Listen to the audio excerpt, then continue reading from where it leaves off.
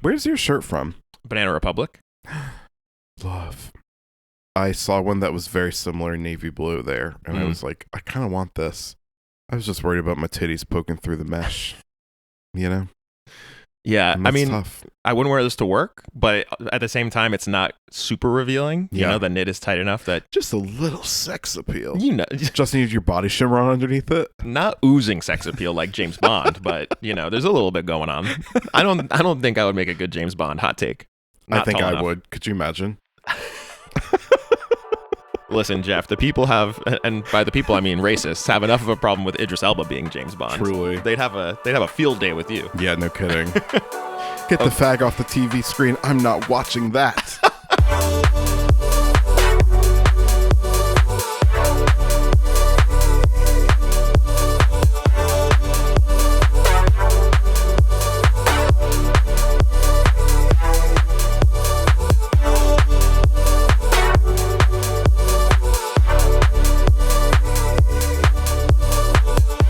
I'm really banging my head.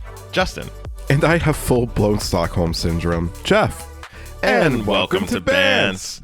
And Geoff, as always, I'm so excited to be in your wonderful home recording an episode in person this week. Wonderful home. That's what other right. accolades would you ascribe to this domicile? Very good smelling. Okay. Odorful. Not odor. That's a negative connotation. Okay. Scentful. Okay. Is there a word that means that? Well scented. Well, I don't really know if there's a word that describes something Tastefully- being scentful. Tastefully decorated. It has a pleasant aroma, one might Yes, say. it has a pleasant aroma. Okay. Yes, thank you. Thank you. Your hospitality. You did ask me if I wanted a Starbucks coffee, and I instead got a Dunkin' coffee, as is tradition in New England. As is trash. Yeah. Very good. Well, that's enough accolades, I think. Okay. And today we are talking about the Zara Larsson album. Actually, Zara Yeah. Larsson, somebody we haven't talked about a lot on the pod, which is surprising. And let's talk about the Larsson. We got to talk about the Larsson. Talk about the Larsson. Not Brie. What? Not Brie Larson. Oh, Zara Larsson. Zara Larsson. Yes, That's importantly. What about Zara the store? What about it? Do you go often? I do not go often because those clothes are for skinny people, and I'm not skinny. So even like the larger, the extra large, ma'am, that's a medium at best. That's a large at best. You know what I mean? They make it for skinny Europeans. For men, you know who's really like that, or I found at least, is Tell me. Uniqlo. Yes. I found that their agree. sizes are so small. Yeah, well, famously, Americans are large-framed people compared to the rest of the world. Mm. Even you, who is like very trim and like skinny, I would say like in Japan, they'd be like, "Whoa, you're a wide load," you know? They'd be like fatty. Fat American. Yeah. I'm like an extra large in Uniqlo sizes, which is crazy to me. Yeah, it's crazy to me too because I put on an XXL sweatshirt and it like fit. I was like, I'm going to be swimming in this. I was not. You're like, I'm going for an oversized look. Yeah, I was trying best to do my Gen Z like attire, but it wasn't happening for me. Not a good look. You know what is a good look, Geoff? What? If listeners would send in their questions for our 100th episode mailbag. Because Mailbag. we need those questions. Mailbag. Send them in. Ask about us. Ask about pop culture. Ask us anything. Ask us anything. We'll AMA. give advice. We'll give opinions. We'll give hot takes. We'll give takes that may be tepid at best. Lukewarm takes, perhaps. That's right. Ask us what our hottest take is. I got a couple in the bank. Listen, let's talk about this because I was bitching to you about this when we were like getting everything settled when you first arrived. Pre-pod. I want to bitch about people sending evites. Oh, we're getting into it. Okay. I don't like them because guess what? My phone erases text messages after 30 days so I can save space on it. Justin's making a face at me, you guys. That's right. Because Go ahead. Go off clean. Here's my thing. Mhm. Your thing is evites. My thing is people not understanding how iCloud works. Okay? You and Anna both. I remember the number of times I have tried to help Anna with clearing out her iCloud. Yeah. You guys, at least, I don't know what your situation is. I would love to sit down and get into it with you. But with Anna, at least, she had like 20 something gigabytes of just like useless stuff in her iCloud that we could have just deleted and made room for all of this stuff. And I just feel like people just don't ever look at what's stored in their iCloud or maintain it in any way. Well, I agree with you. Mm-hmm. And I too wish I knew how to use it. But I have to say, of all of Apple's products, which I generally find to be well designed and intuitive, I feel that iCloud is not. I don't know why that is, but there's something different about it. And if they just made it more user-friendly and improve the user experience, then I think that this wouldn't be an issue. It's pretty opaque. I will admit that. But I'm like, let's get into it. Maybe I should start like a consultancy, charge people. I have actually thought this about you. Like, if you ever, something ever happens to my job. Yes. Then I feel like you could actually do that. And you could probably make like decent money, like gigging, doing stuff like that. Like, especially you're very patient. So you'd be great at like teaching older people how to use stuff. Literally, when I was like in high school, I used to go to assisted living facilities, and basically that was what I did all day for just like as a volunteer, so I could put it. I mean, from the goodness of my own heart, but also for my college resume. Very Galindo of you. Very Galindo. I'm realizing you never got into Evites. That's right. Yeah, let's go back to my rant. Your point. The Evite thing drives me crazy because my phone deletes my messages after 30 days to save space. We don't have to go there again. Yep. But I then lose the invitation, and then I have to be that annoying person. I did this the other day with Luke and Audrey. I texted Luke and was like, could you resend your invite for your baby shower? Like, I fully plan on going, and I'm not a scrub. They sent it like months ago, which is great. I love getting an invite far in advance so I can plan. Advance is good. Advance is great. And let's talk about this too, because, I used to work in events. Mm-hmm. I still do to a certain extent. And people send out invitations at like abominably close times to the event and then are mad when people don't go. And that drives me crazy because I'm like, you need to send no later than 8 weeks in advance if you're having an event. Depending, if it's like a full event that requires an invitation, if it's a kickback or like a dinner with friends or like a casual birthday party, that is different. But if you're having a thing where you're doing catering and you need a head count and all that shit, you have to do it ahead of time. It's crazy to me the way that people just willy-nilly send an invite out 2 weeks beforehand that are like, oh, nobody can make it. I fully agree on that part. So you're saying basically the issue is that it's easier to lose track of Evites than it is physical invitations. It is for me. Mm-hmm. I just love it for a physical invitation. You can look right behind you. You saw it earlier. I have Anna's graduation party invite on the fridge. Very have cute. My cousin's return address from his wedding invitation on the fridge. I like to have things to reference. I'm a paper girl. Shout out Dr. Reggae. Congrats. Shout out Dr. Reggae. Friend. Oh my God. Friend and fan of the pod. Yes, congratulations on defending your thesis. Here's the thing. I actually agree with you on those. There's like a bajillion of these kind of like bootleg Evite sites that send it to your email. Yep. And I just don't think email in today's day and age is like an effective way of getting in touch with somebody. Like my email inbox is a nightmare. And like now that like a lot of these email apps are like auto sorting your inbox so that like only the most important stuff shows up. Like it's really easy to miss something in email. Gmail especially. But you know that I am a stan of Partiful. And the nice thing about Partiful is that it's like an app. It doesn't have to stay stored in your phone, right? You can like log onto your account on your laptop or like whatever device. It's like a Facebook, but if it was just events. So that's what I love about Partiful. Don't think I realized that. I think I've only received Partiful invites as like a text message link or whatever. You don't really? Yeah. I don't think I've ever. Oh wait, but I sent a Partiful for like. You've definitely made a Partiful event. Yeah. I guess I probably do have an account and I just never downloaded the app because I did it like on my desktop. The app is wonderful, honestly. I get annoyed with the amount of apps we have to have. I do in general, but I also think Partiful is one of the nicer ones. And I think that their like design team is actually interested in making stuff that is usable and like aesthetically pleasing, which I feel like usable. A lot of apps are just like, we just need you to sign up for this so that we can notify you to hell. Right. And Partiful is really only concerned with notifying you about your events, which I think is nice. That is nice. I do like paperless posts because it's kind of classy and they have like some upscale things, but it has gotten insanely expensive and you have to buy tokens, which anything that requires you to turn real currency into an app's currency. Yeah, once you get meta currency involved, it's ridiculous. Fucked up. We're talking about like company tokens. You know what I mean? Bullshit. That's a red flag. That's a red flag. It is. And then it's like, the amount of money that you put into it's just not worth it. Yeah. And that's tough. So I want to bring back paper invitations print locally at a local printer, stimulate the economy locally. That's a great thing. And you know what? Printers and print services that are local are thrilled to work with you because it's like kind of a diminishing industry. I wouldn't say dying. And they will work with you and give you a good price and good quality shit. Well, Geoff, speaking of good quality shit, yeah, why don't we get into some hot topics?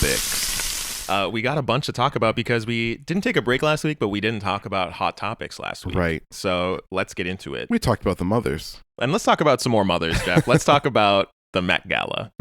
Because it's been a couple weeks, we don't have to go in depth into all the looks, but yeah. I think like maybe two things to talk about are any looks that stood out to you, and also the dynamic with the Bezoses being involved as co-chairs, which has generated a lot of discourse.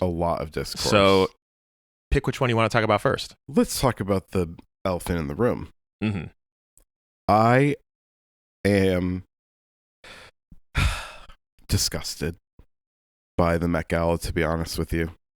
I am just like, this is a bad look for everybody involved. There's so much like horrible shit going on, and the amount of money and attention that was put into the production of this, I don't know. I feel conflicted, right? Because I do feel like art for the sake of art is something important, but is this event really about that?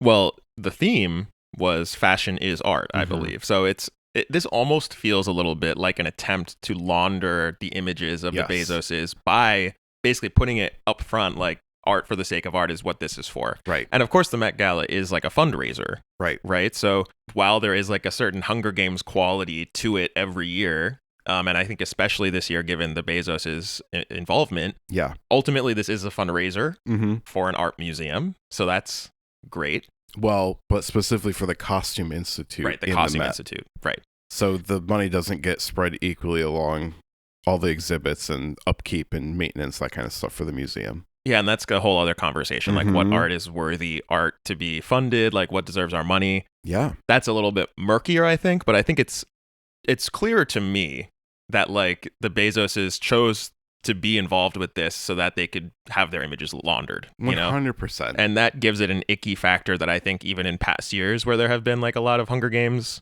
appearances, like you could at least be like, well, despite that, let's look at these like fashions and see what we like and what we don't like. Maybe there's something interesting going on here artistically. And it just was a little bit harder this year for me. And I personally know people who have reached out and been like, God, this was like a really tough year, for the Met Gala. So and I agree with you on that. Yeah. It just kind of feels like, why now? Or like, again, we're doing this again and right now. First Monday in May, I get it, but I just do feel like, especially with like, there's all the issues of the workers at the Metropolitan Museum of Art as well, who they came out talking about their issues with pay, issues with time off, and sick time not being a thing, not being paid a living wage to work in the middle of fucking Manhattan, which is just insane to me. And to say nothing of the fact that the Met used to be free. You probably lived there at a time, and I definitely lived there at a time when like I went there because it was free. And like they would always be like, you have to give something, but like you could truly give them $1 and you could get in. Or nothing. I would just be like, no, thank you. I've been there before. Yeah. I mean, it's... Oh my God. Did we ever talk about your Met story on the pod? I don't think we can. Listeners, use your imaginations. I don't think we can. Damn. Okay. Yeah, I don't know. It was tough for me. I had a hard time even with people whom I adore that were there, like Beyonce and Rihanna. I'm like, guys. Well, that's the other thing that sucks about it is like there's all of these important people that were involved. You have to ask like, where's the line where you would stop being involved with this? And I mean, I guess nothing has really changed in the relationships between like people in power and these celebrities. But this just like shows it in kind of broad daylight, and it's very unflattering for those celebrities. Right. I was talking to my friend Catherine, shout out Catherine, and Love she was Catherine. Like, I understand if you're like a new star and you're like trying to get your profile up, but like if you're, we love Beyonce, but if you're Beyonce, you have your profile already. Yes. Who is benefiting from you being there? Right? It's not your profile. You're good. Exactly. You're just helping launder Jeff Bezos' Exactly. image. So Yeah. I kind of agree with her on that front. It feels like maybe we should normalize, you know, we don't have to say that Beyonce is canceled, right? But like, No. it is a valid criticism to be like, why are you participating in something like this? Yeah, you and know? same with Rihanna. Like, neither they are like S tier celebrities, will always be famous. Even if they retire in 30 years, they will still be famous, and people will still want to know what they're up to. Right. And, you know, their music will still be listened to. It does nothing for them. So it's sort of like, and Nicole Kidman too. Mm-hmm. I mean, another S tier celebrity. She will always be famous. She's always relevant. Her work is transcendent and goes across time, just like the other two I mentioned. What did you gain from this? I just don't understand that. And that's tough Especially for me. now that we're like 2 weeks out from the actual gala. Right. I feel like the half-life on that like has completely, it's so Totally. short, you know? There's no discourse about it anymore. Like, I don't even think any of the fits have really lived past the weekend that it happened. No. Or the Monday that it happened. I mean, I have a couple of like standout thoughts of Tell folks me. that stick in my mind. I think for me, the one that sticks out is, there's two, I guess. One for the men, one for the ladies. Okay. Connor Story's fit, which was, I think, really a showcase of his arms. Yes. It was like, I guess it was kind of like a sleeveless blouse almost he was wearing. 100%. And he looked great in it. It. Like I said, showed off the arms. He obviously has an incredible physique. That's part of his appeal. Yeah. And then on the women's side, Sabrina Carpenter's dress, which I think was made entirely of film, which was interesting given the theme of I don't fashion think is I art. saw that. Really? Yeah. Let me look right now. Give it a quick Google. Oh, that's kind of cool. Yeah, I thought it was an interesting interpretation of the theme, Mhm. which, you know, as always, not everybody was on theme.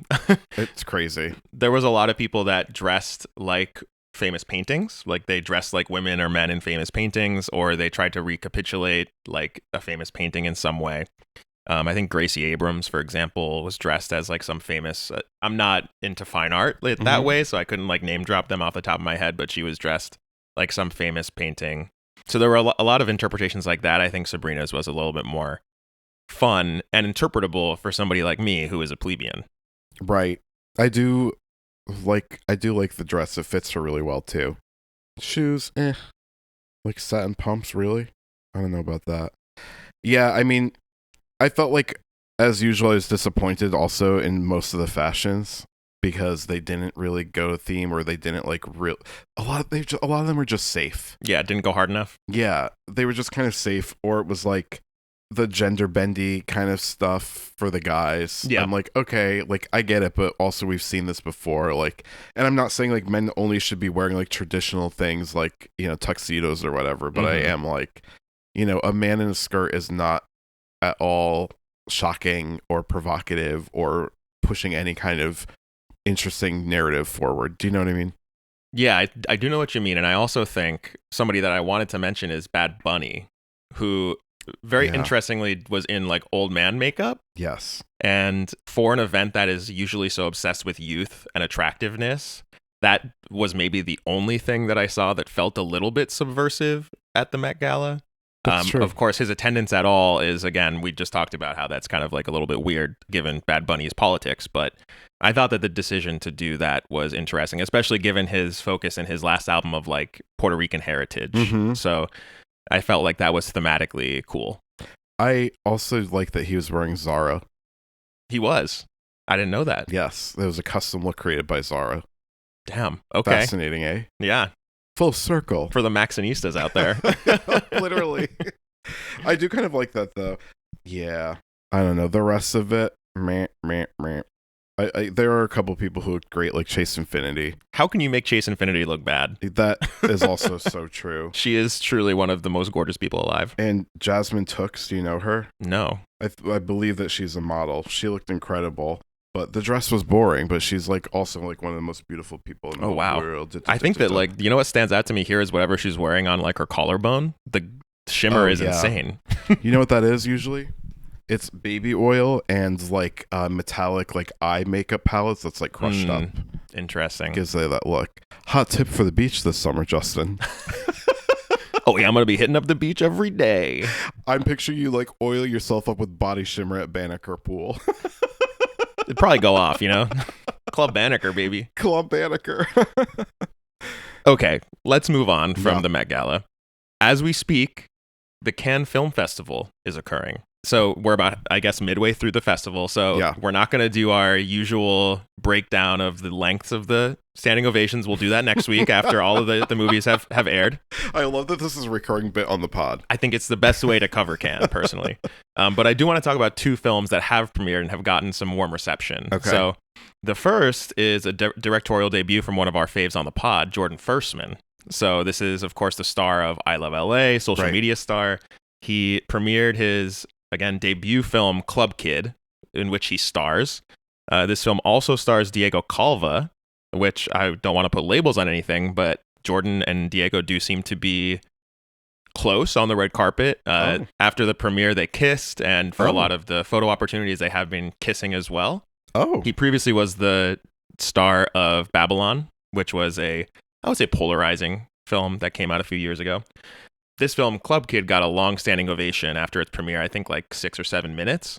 And of course, Sean Fennessy, who is the host of the Big Pick podcast, one of our biggest film critics in today's pop culture, said that it's his favorite film out of Cannes so far.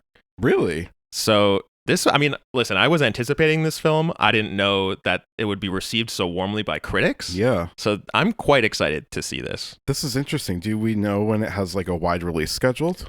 I don't think we know yet. Okay. Interesting. I'm just seeing a headline from Deadline saying the new James Bond must, quote, ooze sex appeal per 007 film's casting director. How crazy is this? Are you surprised at that headline?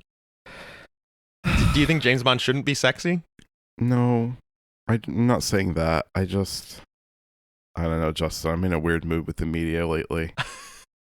I'm just in a weird mood with the Headlines media. have been bad for years, you know? Headlines are just bad. Yeah. The clickbaitification of everything is driving me nuts. It's tough. Even fucking like ads from like literal ads from like Lowe's. Yep. It's like all clickbait nonsense. It's like 20 grills you have to enjoy barbecue this summer. Yeah, I love getting a push notification from like journalistic icon, the Wall Street Journal. That's like 5 reasons why the Strait of Hormuz. I'm like, I Shut can't. the fuck up. Oh my God. I'm going to kill everyone. It's literally even like the top tier journalistic, institutions are doing this now. It's crazy. God, Justin. I think, are we cooked? Fam, are our brains chopped? Listeners, I'll let you decide. But Geoff, Club Kid, the Jordan Firstman film. Yeah. What do you think about it? I think it's like a semi-autobiographical film for Jordan Firstman. Like it's kind of seems like a coming of age, but I'm not sure. I feel like Jordan Firstman just plays himself in every role that he does anyway.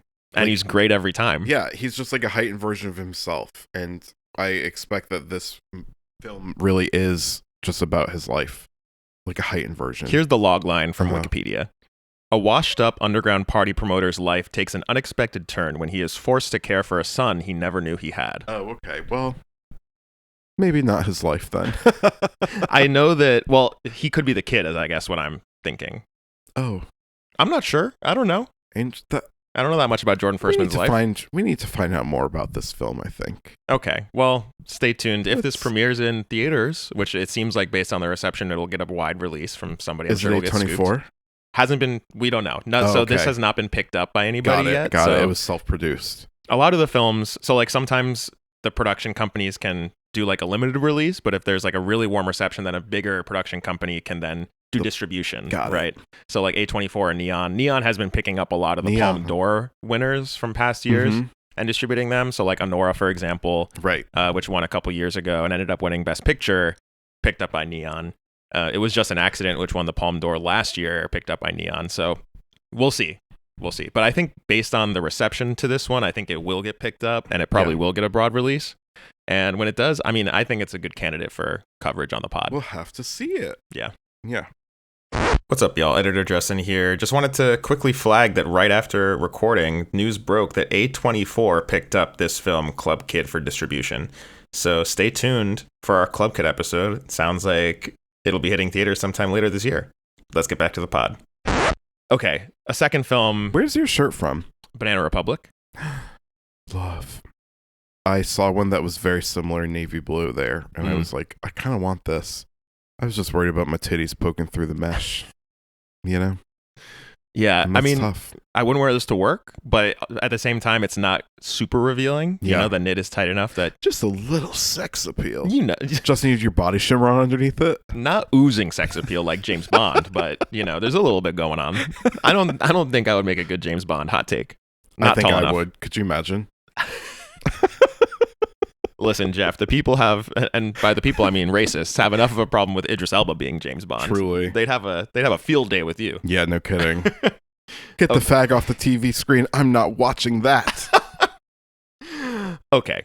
Another film that I want to talk about that premiered at Cannes. This is, I would say, my most anticipated film of the year. Because I saw The TV Glow as my favorite film a couple years ago. Right. From 2024. This new film, Teenage Sex and Death at Camp Miasma, which is directed by Jane Shoenbrun. This is their next film after I saw The TV Glow. And this is like a slasher, semi-parody, semi-straight-up slasher film that stars Gillian Anderson of X-Files fame and, you know, everything else. Love. And Hannah Einbinder, of course, from Hacks. And this is one of Hannah Einbinder's first big roles post, like, Hacks fame, I feel like. And it's an interesting premise because Hannah Einbinder plays a director who is hired to reboot a slasher franchise called Camp Miasma that Gillian Anderson was the original star of. Okay. So it's very meta. And Jane Shoenbrun, I didn't know this until recently, was actually considered or asked to direct a reboot of Friday the 13th after I saw The TV Glow. Oh, really? So this is like, again, a very meta narrative where Hannah Einbinder is kind of playing the Jane Shoenbrun character here. So this is good quite casting. Interesting for me. Yeah, I can't wait. Reception out of Cannes has been very warm indeed. Jane received a standing ovation after the premiere. They 6 love minutes to give them out. Not quite Kevin Costner level, Not 22 quite. minutes. We all know how Horizon fared, though. We still have not seen a release of part 2. Girl, 22 minutes is crazy. I'm okay with a 6-minute standing ovation, you know? 6 minutes is long, too. After 1 minute, I'm like, my hands are starting to hurt. You gotta clap like Nicole Kidman. How are we, like, maintaining our stamina during that time? You don't touch the fingers, especially if you have rings on. You just do just the palms. That's why she claps like that, she said. I see. She's a pro. She's a pro. Listen, there's a lot to be learned from Nicole Kidman. Tweety Bird. Should we have her on the pod? Coyote? She does have like a great podcast presence. When she was on Las Culturistas, she was great. Incredible. I watched that one, and I don't often watch it, but I watched that one because I just love to have her on my screen.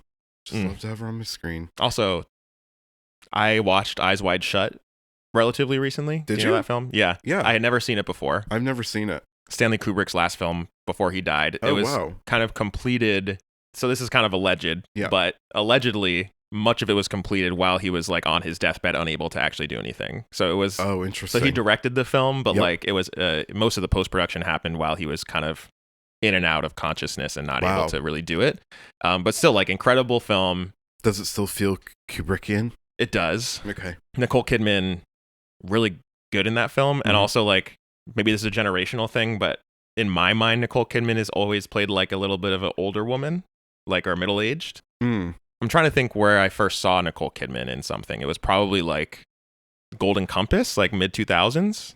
Yeah. And even then she was like she was like the mother character, the stepmom character, the evil stepmom, you know? I think the first time I saw Nicole Kidman was probably that movie where she plays she's like a ghost. Remember? Okay, there was like this, I don't remember the name of the film. Is it a horror movie?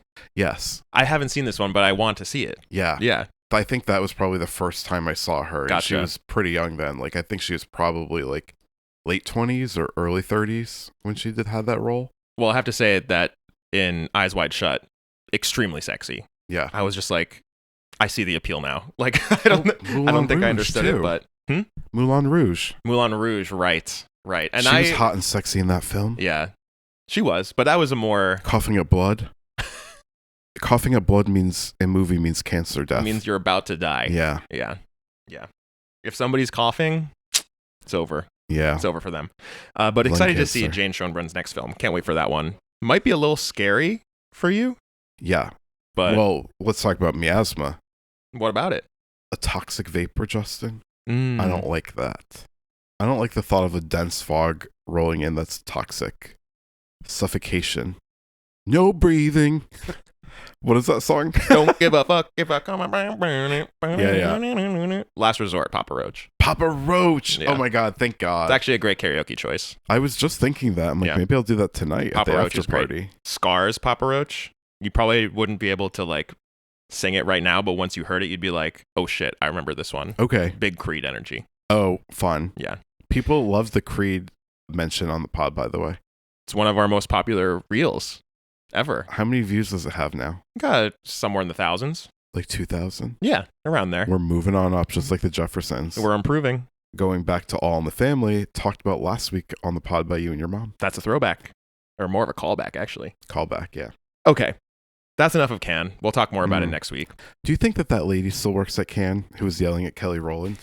There's no way, right? I want to see that red carpet. I've like I said, I've been having a weird relationship with the media lately. I have not been watching any kind of news coverage at all. Not even PBS, not even Al Jazeera, which was what I was going to because I'm like, I can't with American media at all. I have seen only like social media clips of most of the red carpet, so I haven't seen any drama. Yeah, me neither. Most of what I've seen is like people's reactions after the standing ovation. So like I saw, the post Camp Miasma standing ovation. Yeah. Very happy. The post Club Kid standing ovation, very happy. Haven't seen much drama. So let's fingers crossed. It's just a positive Cannes experience all around. Yeah. That'd be great. Okay, let's talk about some music. And Geoff, this is I would say the headline hot topic of the week. Charli XCX put out her new song, Rock Music. This follows her interview with British Vogue, where British Vogue said that she was entering a rock music era. And that she was making a rock album that featured vocals without auto-tune, featured some heavily distorted guitars. Geoff, rock music dropped. You put it on Spotify. What were your impressions? I thought that it was a high-level troll, and I didn't think it was great, but I think it was like actually knowingly bad, and that was why it was like Charli was trolling, because I think that as usual, she likes to just like fuck with people and subvert expectations. Yeah. What did you think about the single? I have a lot of complicated feelings about this. Tell me. Let me just start by saying, I think that it is a real state of Charli's status in pop culture that she is in this position where she's kind of like in a Kanye place. And I don't mean that in like a problematic way, but like, hey, careful. When Kanye was at the peak of his powers, he could have put out anything, regardless of quality, and people would like hyper analyze it and be like, what does this mean about Kanye? Because everything that he put out was some kind of statement about his own artistry. Yes. And I think that now that Charli is post Brat, everything that she does is like a statement about where she's going next, her artistry. Everything is like a meta statement about herself. I mean that in a positive way. So with that kind of like framework set up, I like rock music more as like a statement by Charli than I like it as like an actual song. Yeah.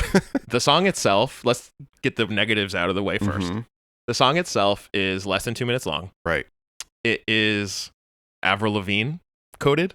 It reminds me a lot of like, not like Riot Girl, but like Avril Lavigne, like girlfriend era, Yes. And it also, for whatever. Hey, you. Exactly. That could be, that in another timeline is a Charli XCX song, by the way. Right. And that's kind of what I'm like. It's not Charli. Yeah. Whenever I think about it in my head, it always eventually morphs into Hit Me With Your Best Shot, because the guitar riff is very similar to that. It is, isn't it? And I just feel like there's not a lot interesting happening when it comes to the production. Right. The lyrics, I think, are intentionally simplistic and funny. And what I will say about, getting into the positives about the song, I did laugh the first time I heard "I'm Really Hurting My Neck." Yeah. That is great. Which is pretty fucking funny. I'm really hurting my neck. The nerve damage is real. Damn, that should have been my opening line. The delivery was pretty hilarious. But like, in terms of the lyrics, it's mostly just Charli being like, I'm going to do something new. And this is where I think it's like becomes more interesting, where she's obsessed with subverting expectations, right? And instead of coming out and doing something that's like really super serious and is like, I am now a serious artist and I'm making this rock album, she's kind of subverting the reputation of rock music. And sometimes I've talked about Charli in the past this way, where I say she has like a punk energy. And I think that is what she's trying to get across with the lyrics of this song. I want to keep things, she doesn't literally say this, but I think she's saying with the song, I want to keep things light. I want to have fun with my friends. Like, this is kind of my creative North Star, is that I don't really want to be super serious, you know? And she says she wants to keep trying new things. She says something like, the only way to feel alive is to hurt yourself, with regards to banging her head. Yeah. Right. And she also talks about the expectations of her fan base. She's like, you jump off the stage and you hope that somebody's there to catch you, you know? Yeah. So she's obviously anxious about the reception to whatever her next project is. Right. But I think that like putting this out there almost as like a palate cleanser to be like, guys, I'm just fucking around here. Can we all chill? As opposed to like a really serious statement, I think is kind of the point of the song. So I like it more, again, as a concept than I do listening to it. Because listening to it, I'm like, this sounds like an Avril Lavigne song. Like aesthetically, I'm not into this. But in terms of like Charli as an artist, I can get behind it. What do you think of that? I think that you are onto something, but I don't know that she's necessarily saying that she like hopes that people like this new thing, because after she says, you know, you jump off the stage, I hope someone's there to catch you. She says, but if they're not, that's okay. Right. I'm not saying that she's like, I'm making something so that people will like it. Yes. But I think that she does have anxiety that something that she makes will not live up to the reputation of Brad. Right. Yeah. I think she wants to keep doing things that make her happy and things that she finds interesting. And there is a question of whether or not other people will find that interesting. Right. I agree with you. Wow. Rock music. I like her talking about nerve damage. I think that's pretty fun. Extremely funny. I mean, I literally laughed out loud when I heard her say, wait, I'm really hurting my neck.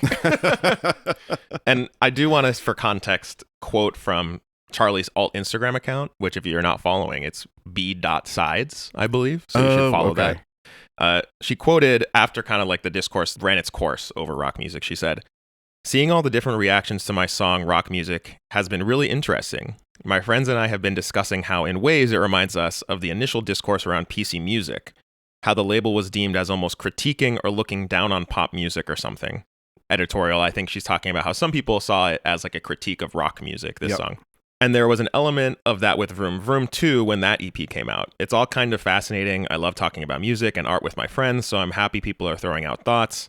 I'm not going to explain where I was coming from with rock music, but all I know is that things can be funny, earnest, sincere, and joyful all at the same time. And that's what I feel about a lot of the things that I make. So, do I think this was like completely a troll? No. Probably not. Do I think that it was intentionally funny? Yeah. Yes. And I'm very curious to see where she goes. I'm not like completely sold on the sound, is what I'll say. And I don't think the comparison that she makes to when PC Music first started doing their thing and this, I don't think that's actually a very one-to-one comparison, because what was interesting about PC Music was that it was so over the top and kind of like aggressive and confrontational. Yes. And I think that rock music, the song aesthetically, is not as confrontational. It feels a little bit teeny bopper. Yeah, I don't think it's very remarkable. Yeah. It sounds like stuff that we've heard before. Exactly. It doesn't feel as boundary pushing. Yeah, and maximalist. Right. Yeah. But I'm interested to see what she does. I am too. Do you think that her next album is going to be called B-Sides? I don't know. I mean, because when she created her alter ego for last time around her social media account, it was called Brat. Really? Yeah. That'd be interesting. So I'm curious now if this is going to be like a pattern. That would be very interesting. I'm not even convinced that this is the beginning of a new album. Do you know what I mean? I feel like this could be a one-off. Yeah, I would be surprised if that song was actually on an album. Okay. I do kind of think that what you said was like a palate cleanser almost. Yeah. Almost like Madonna releasing like the opening track. It's almost like this is a vibe set. Yeah. It's like if you're not a real fan, get out of here. Right. Like this is like cleansing all of the normies out, you know? All the Brat mania. Right. Yeah, we don't want her to become Kanye-ified or Drake-ified in the way of like people just like eat up whatever you put out there, even if it's like piddly nonsense. Agree. I don't think that she will do that though. I think that she's like a true artist. A musical genius, but for real.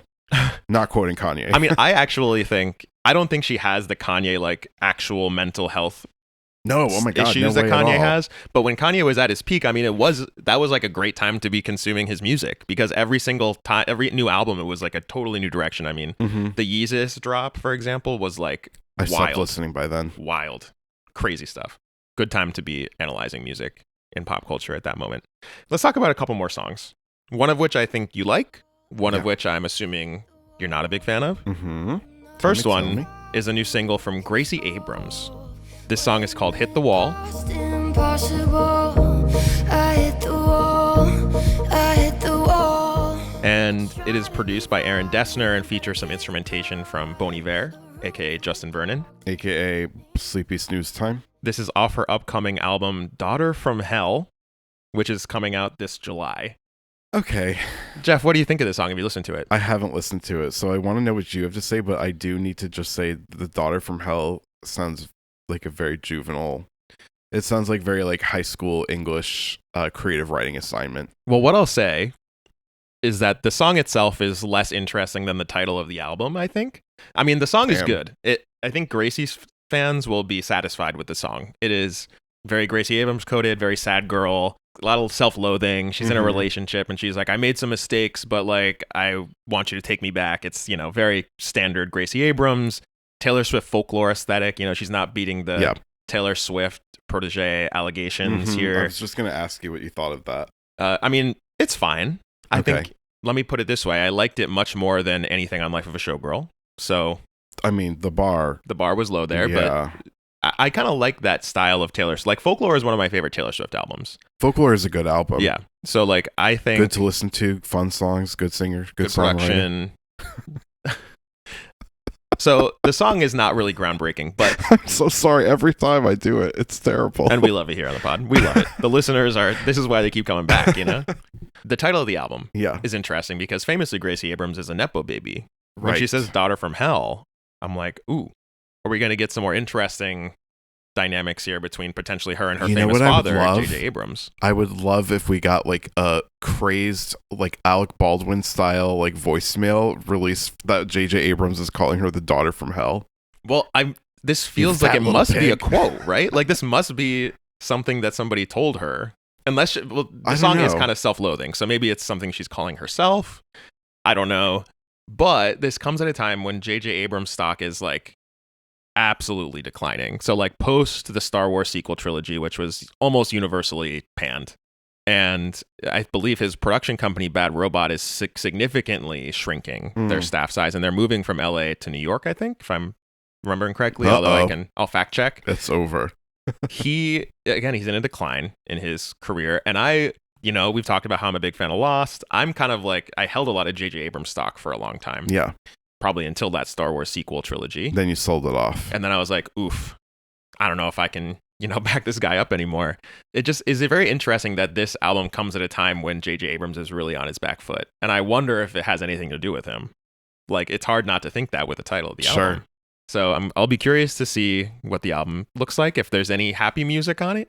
We talked about Call Me When You Break Up, which is her feature on the Selena Gomez and Benny Blanco song, where she was like very uncharacteristically happy and kind of like having fun on that song. And I was like, this is kind of cool for that reason. So it'd be cool to see if she has any of that on her upcoming album. But if the single Hit the Wall is anything to go by, definitely not.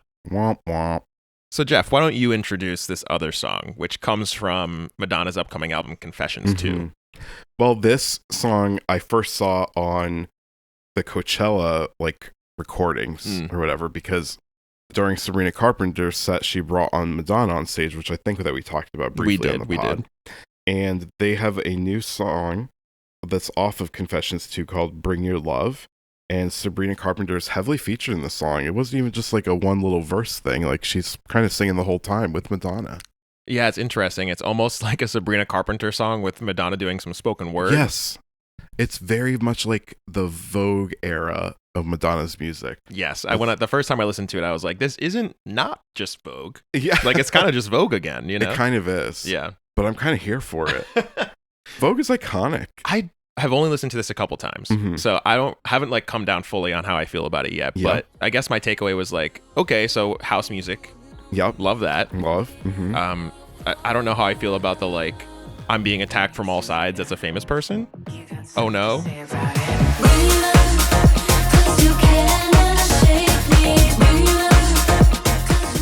Madonna, I think, has always been a bit of a self-aggrandizer.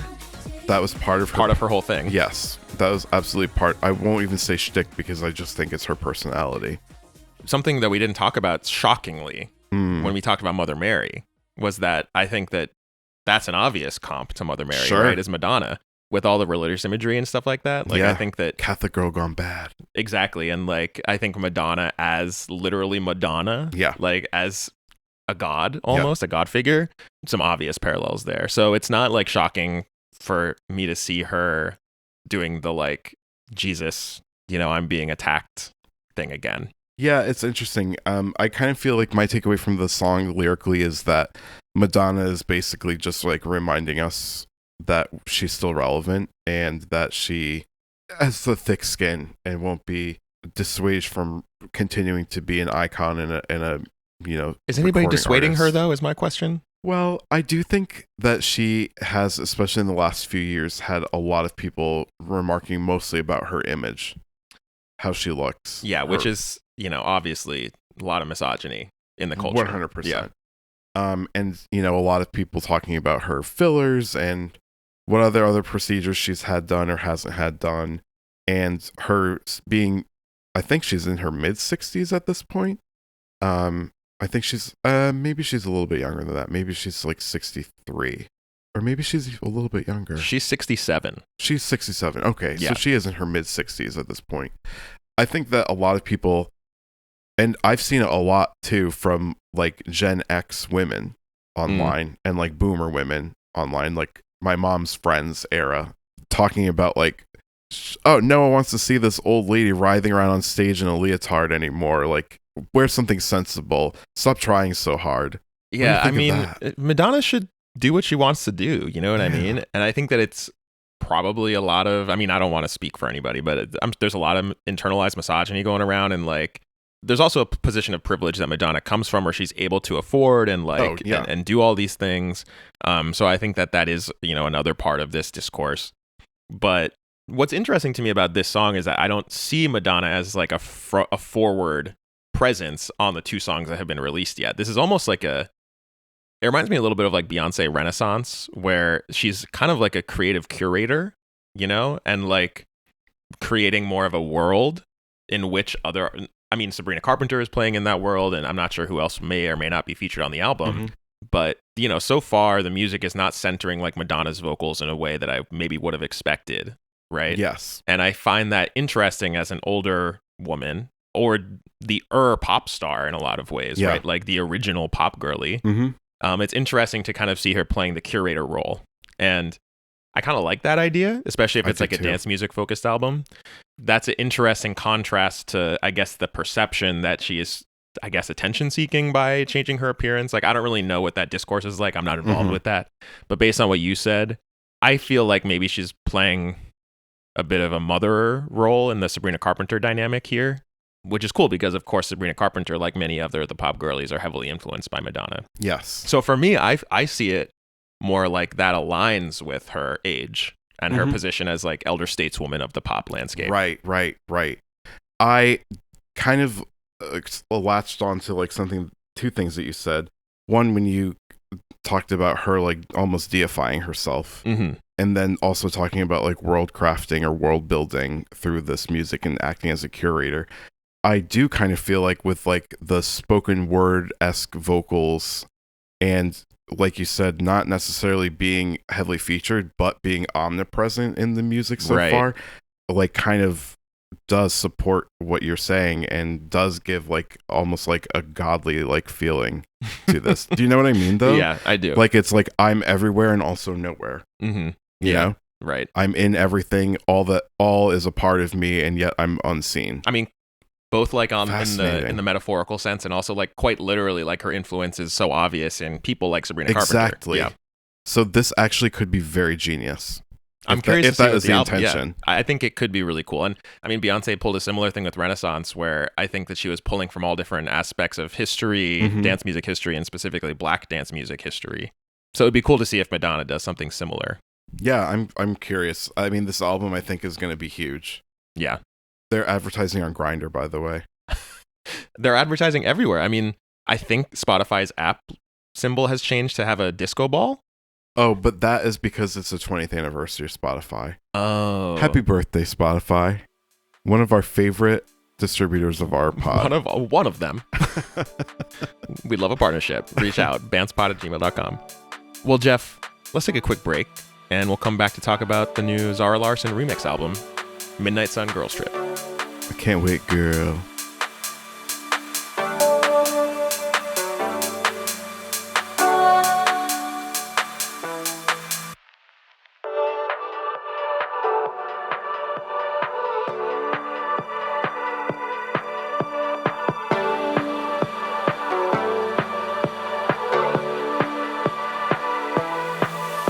And we're back. We're so back. And today we're talking about the album Midnight Sun and its remix album Girls Trip by Zara Larsson.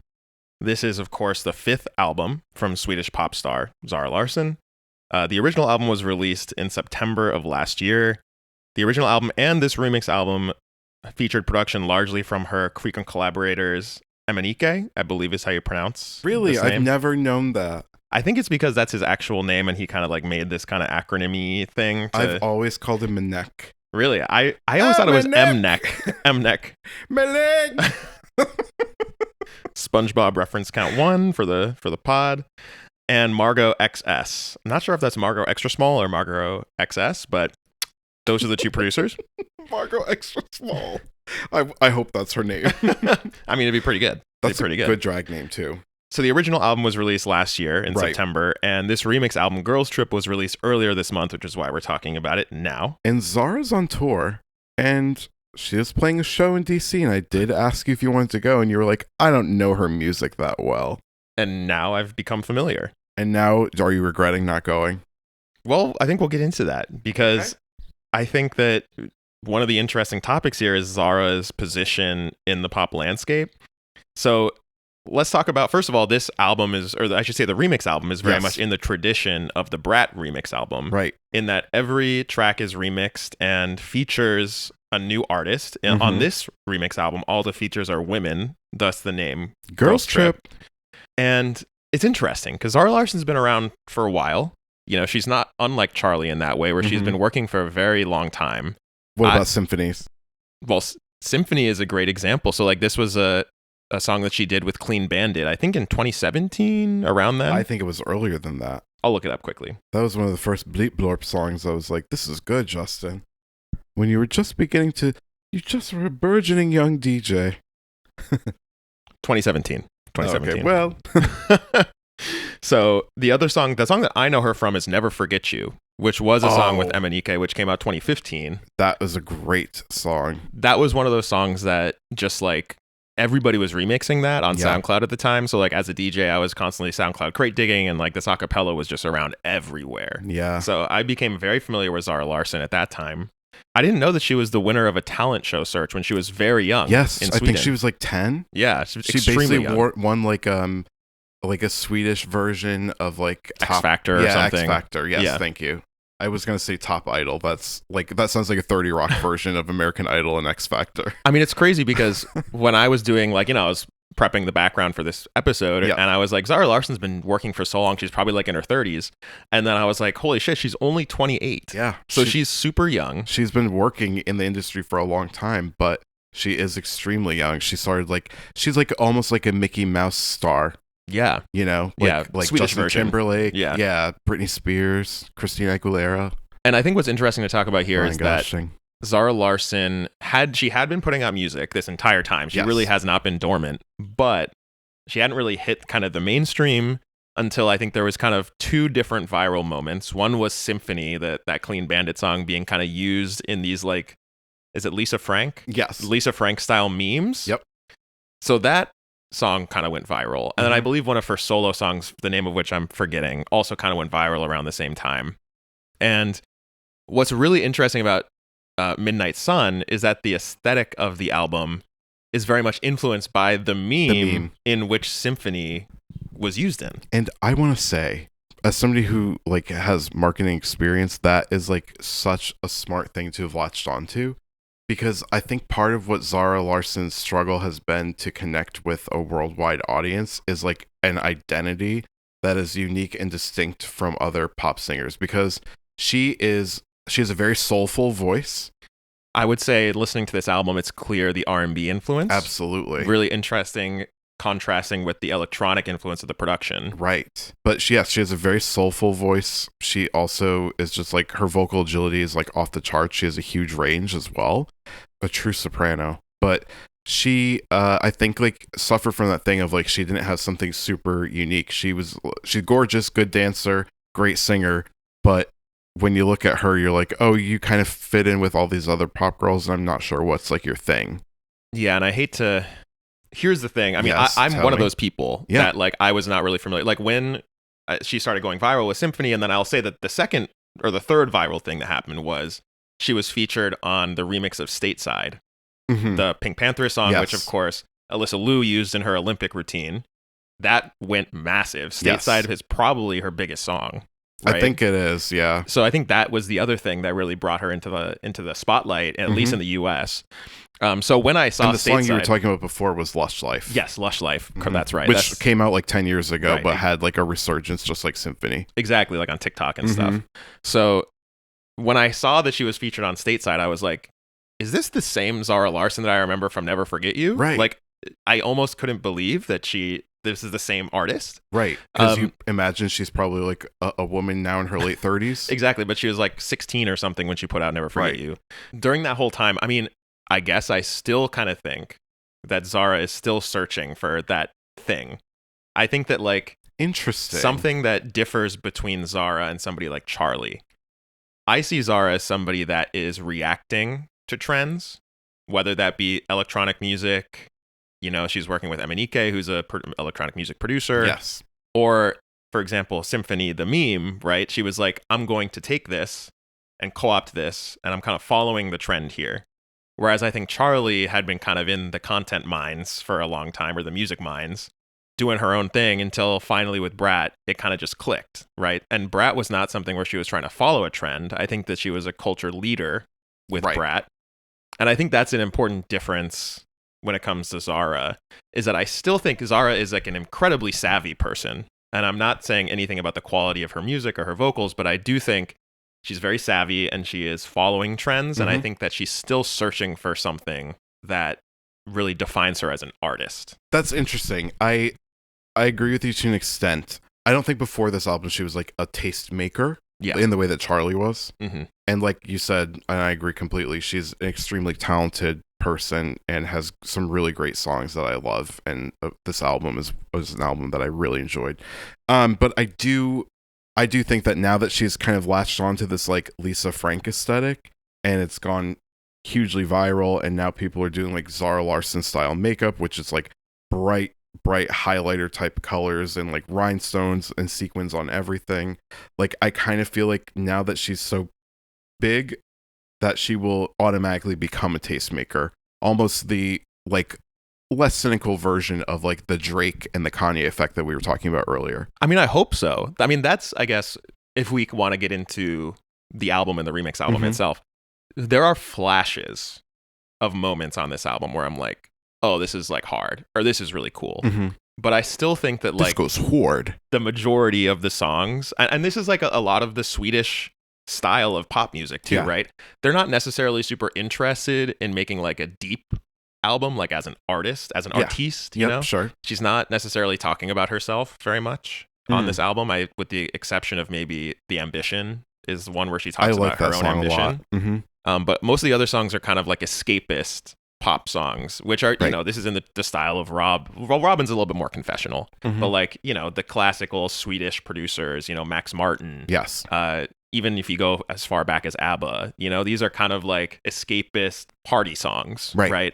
We're having a great time type songs. Yeah. And no shade to that. But I think like for Zara to kind of get off the ground as like an artist, she's got to have some kind of personality.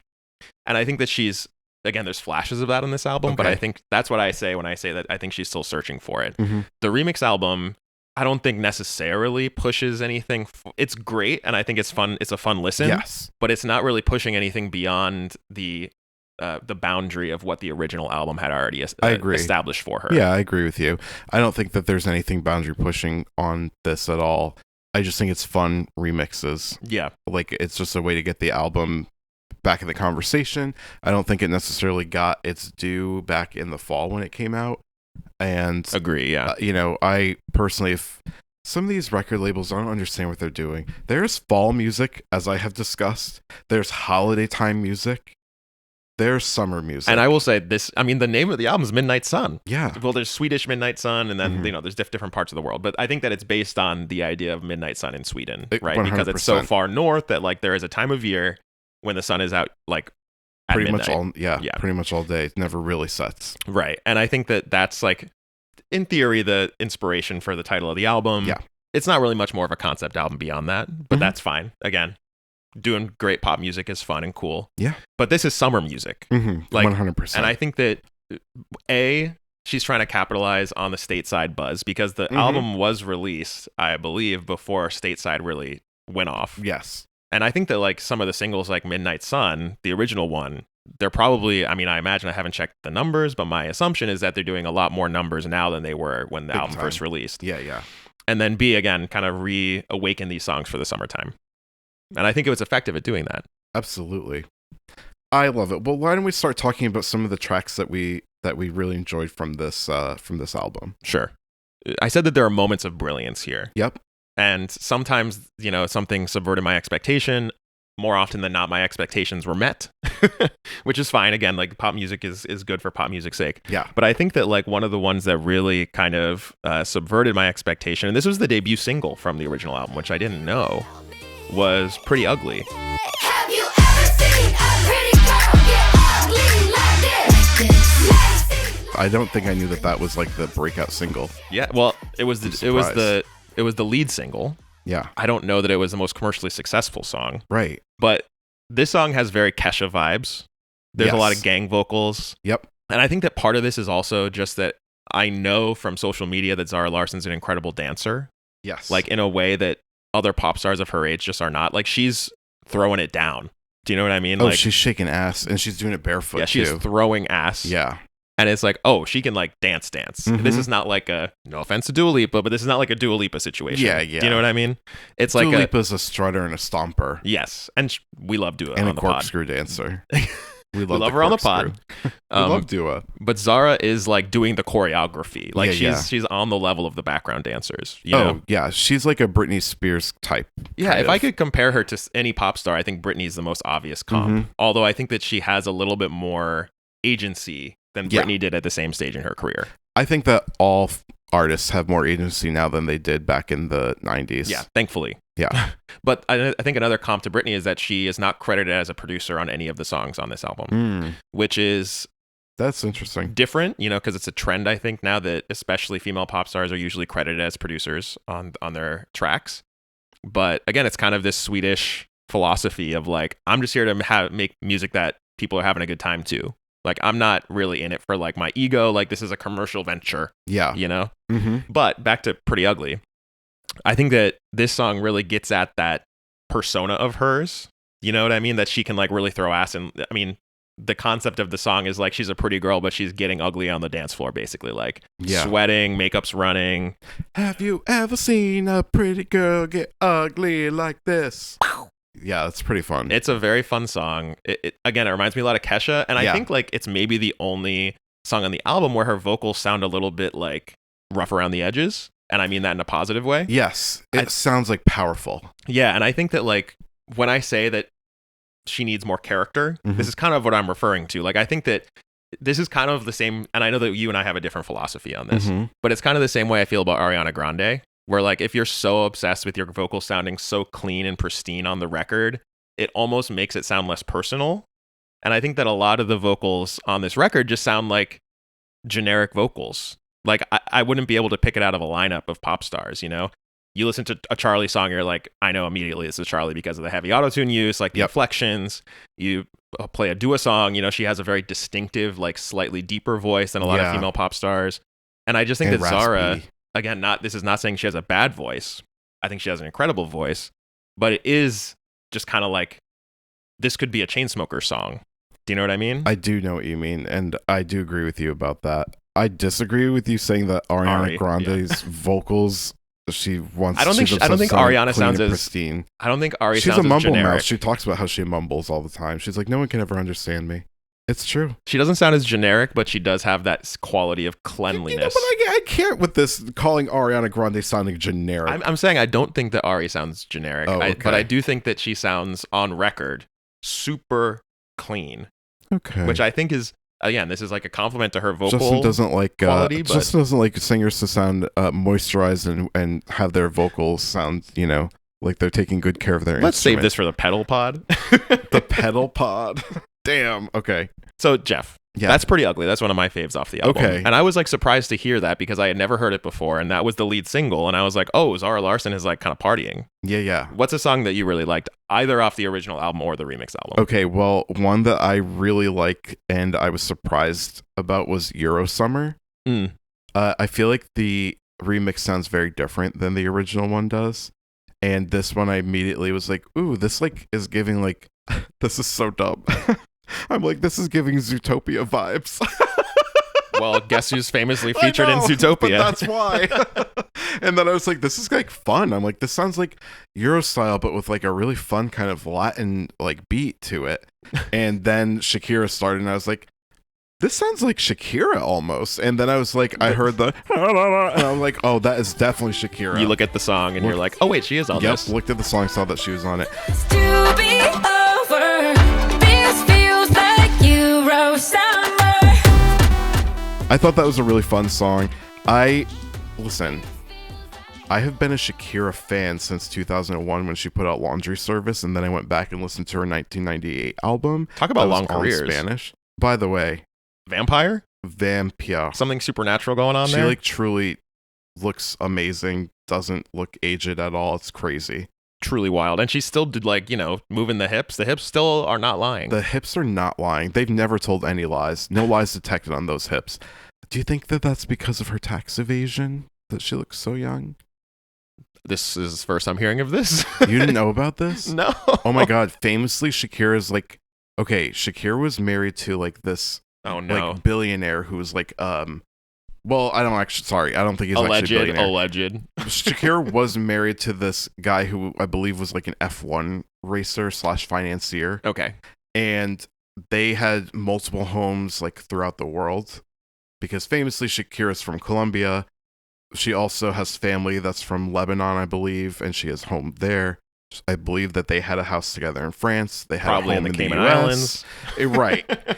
And like essentially tax law is weird, especially in the US. We don't have to get into all the details, but you have to live in a certain residence for a certain amount of time to pay a certain tax rate. Okay. And she basically skipped out on like $45 million in taxes that were owed for like multiple years and then had to like settle with the government and pay a bunch of it. Well, pretty wild. That's wild. And I don't think that's the reason for her youthful appearance. I'm just saying maybe she's taking all that money and putting it into like cutting edge technologies to keep her looking young, sounding great. Could be. I also think this song, I Euro think Summer, tax evasion would look good on me. Geoff, you realize that this is going public, right? This pod is. Well, I'm just kidding. It's allegedly jokes. Your NSA Delete all agent is that. like, his Delete all eyebrows that. are raising right now. Please, as if I have any money to hide. He's like, we got him, guys. Damn.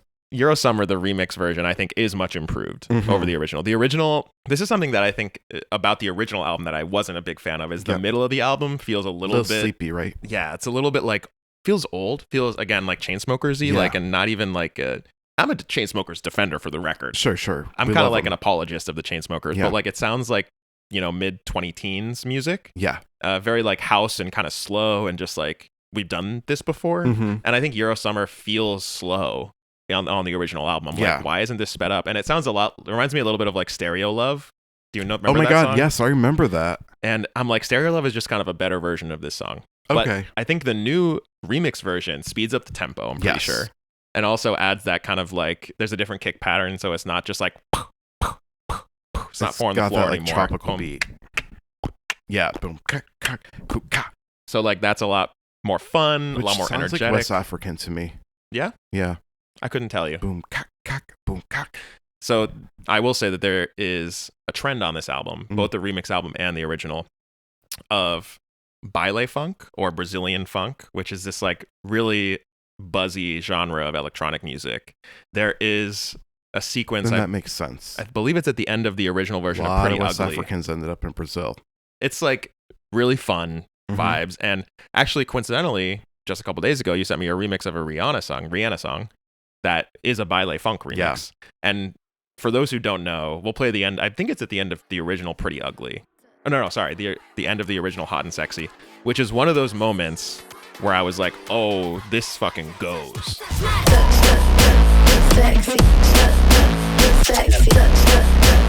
I was like, this is hard. And I like the end way more than I like the rest of the song. Oh, really? I'm like, can we just have an entire Baile Funk version of this? Okay. The drum pattern is like big bass at like boom, boom. Yeah.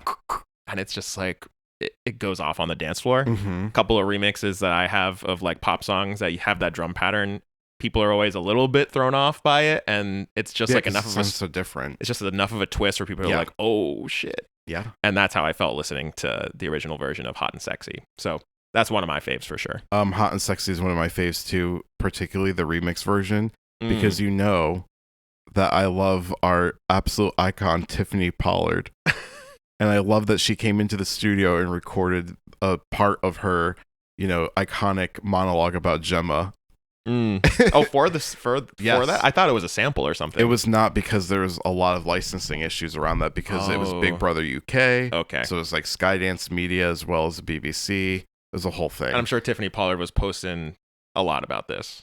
You know what? I actually don't really think I follow her on socials now that you mention it, or she at least doesn't show up in my feed often.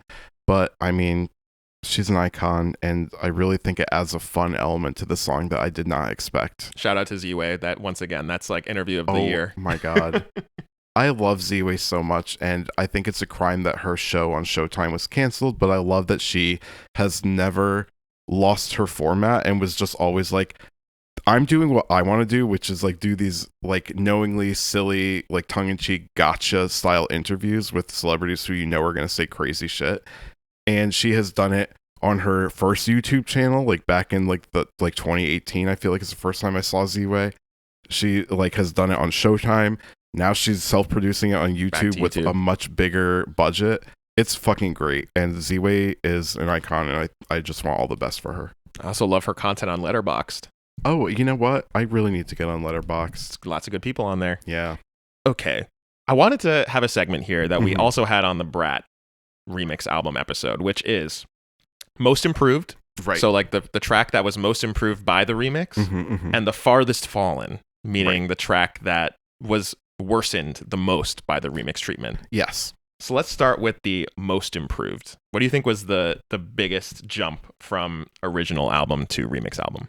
Well, we kind of already talked about it, but Euro Summer, I think, is the most improved off the first album. I'd agree with that. I think that Shakira added like an element that was missing, and the Baile Funk drum pattern is really fun. And it did speed up. The song before was like a little sleepy, like I said, and put like more energy into it that I think it was really missing before. And now to me, it's a hit. I also think Hot and Sexy is improved with the presence of New York. Yeah, I'm not as big of a fan of the remix version. I love the New York presence, but it gets rid of the Baile Funk outro of the song, which is my favorite part. So I'm not quite as big of a fan of that one. What do you think was the most or furthest falling? Ooh, that's an easy one for me, because I really love the original version of Midnight Sun, which again, this I think is Emanike's influence. There's a jungle kind of intro, like this kind of, I think for pop music, relatively unconventional drum pattern at the beginning. And then it goes into this like Jersey club during the chorus.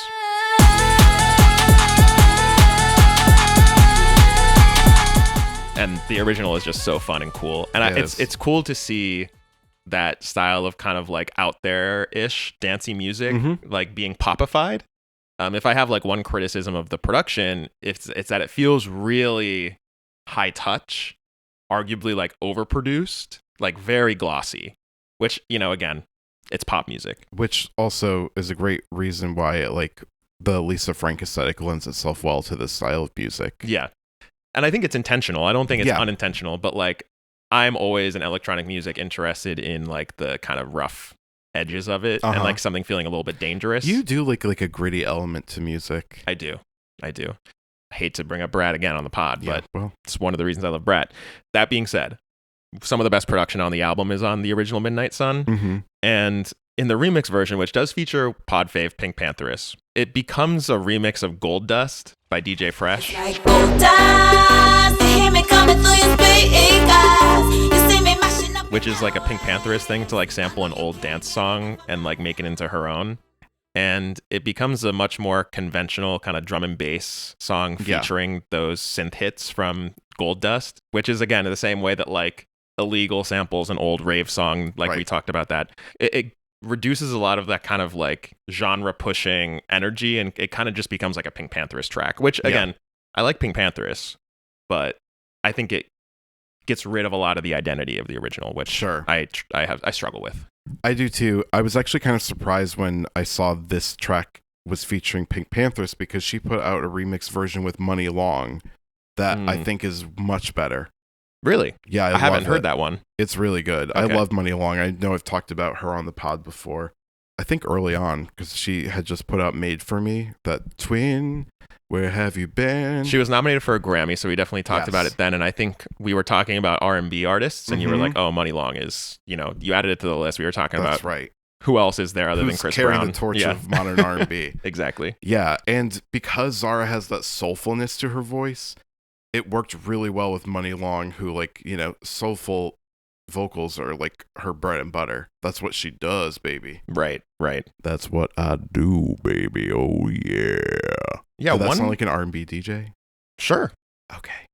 One of the songs that I think was the most changed from the original, and I'm looking through and I'm having a tough time picking what's the most improved, because I think that like a lot of the ones that I think are really great from the remix album were also really good on the original album. But one of the ones that I think has changed the most, and this one might be my most improved, is the Blue Moon remix featuring Kalani on the remix album. Oh yeah. Which it's kind of a standard drum and bass inflected pop song on the original, and then it totally changes into like a full Kalani style R&B track on the remix version. Shine on me, kiss me in the dark. I don't know what it is. Which suits Kalani's skills. And I think it's just because I didn't like the original Blue Moon as much as I liked Midnight Sun that this change of vibe worked for me on the remix album. Yeah. So that might be my most improved. That's interesting. Yeah, I forgot about that song, honestly. I didn't like love it. That was probably like one of the ones I was like the most like mid on. Yeah. I always forget about Kalani. She's another one I feel like who never like found her unique thing that made her like really stand out. Like she's very successful and she's been on a ton of different songs, like both originals and features, but I just feel like she kind of gets lost in the conversation. I gotta say, Folded, grown on me a lot. Was that an album of hers? That was a single. So I think for two reasons we had talked about it. One, it actually won the Grammy for I think best R&B recording.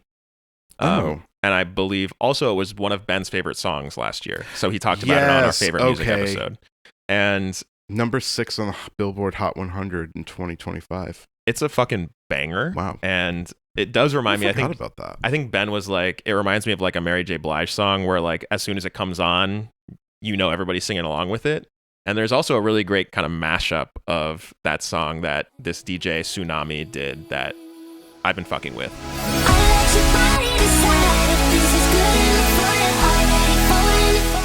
That is kind of, in classic Justin fashion, gotta listen to the remix enough and you eventually like the original.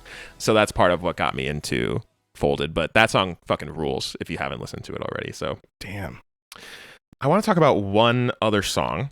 Okay. That I think is one of the more interesting songs, both on the original and on the remix album. Saturn's Return. Yes. Very different from the rest of the album. Yeah. Especially on the remix album. On the remix album, it becomes like this ambient song.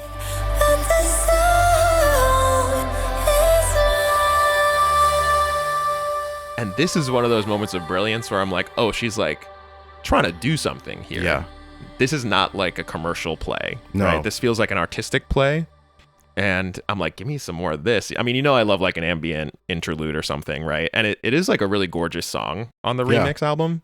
And even on the original, there is this like kind of during the chorus, there is this like bass hit and these like glittering chime sounding sounds during the chorus that just sounds unlike anything else on the album. Yeah, there's like a crystalline element to that sound. Yes. I'm thinking of those like keyboards that we all had growing up, you know? Yeah. Or like in music class in 7th grade, where you could like pick crystal sound. It kind of had that kind of sound to it. So that's one of my favorites. It is very ethereal sounding, which is so different than the rest of the album, which is just like a lot of big dance songs. Bop, bop, bop, yeah. bop. Yeah. Any other things? I love a song about Saturn. Ariana Grande has a song about Return to Saturn. I don't know enough about last astrology. album. Is this like a thing? Like, well, yes. So like a return to Saturn, it happens like basically when someone's like in their early 30s is where their return astrologically to Saturn is. Oh. And it basically means it's like a point in your life where you're like reevaluating your priorities, your interests, and now really figuring out what the direction of the rest of your life is going to be and who you are. And that tracks with the lyrical content of the song because she's talking about, I mean, she's obviously been in the biz for a long time, like we've talked about. But in the lyrics of the song, she's like, I still don't really know what I'm doing. Right. And like finding actually kind of joy in that and freedom in that, which it's a little bit on the nose, accurate. I think. But I think I did identify with it. I think the more that I grow older and I find myself in like new spaces, I'm like, everybody's just kind of trying their best, you know? Yeah. Like it turns out nobody, I guess you think when you're like in your 20s and you're a teenager and stuff, like, oh, there are other people that are really qualified to do these things. And I just need to like learn enough to become qualified. And to an extent, that's true. But also like part of being competent and being good at your job is just a job, whether that be like professional or whatever your creative endeavors, is just like being willing to try new things and be involved in new spaces that you don't have a lot of experience in, you know? Yes. So I did identify with the lyrics for that reason. I agree with you about everything you just said. Okay, I just looked it up because I wanted to make sure I didn't like espouse the wrong information. So in horoscopic astrology, Saturn return is an astrological transit that occurs when Saturn returns to the same position it occupied at the moment of someone's birth. And that is generally from someone's like age of 27 to 30. Okay. So I was pretty much there. One other song, I already said that, but I just had a new idea for Most Improved. Okay. Which is Girls Girl. Well, yes. Because I wasn't the biggest fan of the original Girls Girl. I do think that this is an improvement. And it has this really fun kind of dancey outro to it that feels very Brad. It's like electro housey.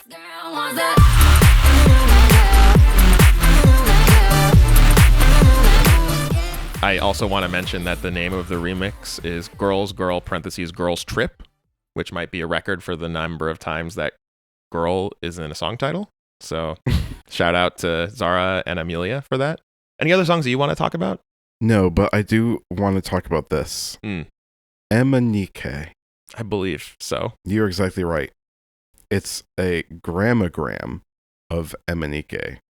What does that mean? A grammogram is when you take like vowels out of something and you put them where they're only absolutely necessary. Like Tumblr. Exactly. Grinder. Yeah. Interesting. Reddit. Nope, that one doesn't fit. Reddit has all the vowels, I think. There are others, I'm sure. Reddit is more of a friend homonym. Store. Reddit, because Reddit, homonym? I think, is supposed to be like, I read it. Okay. I think.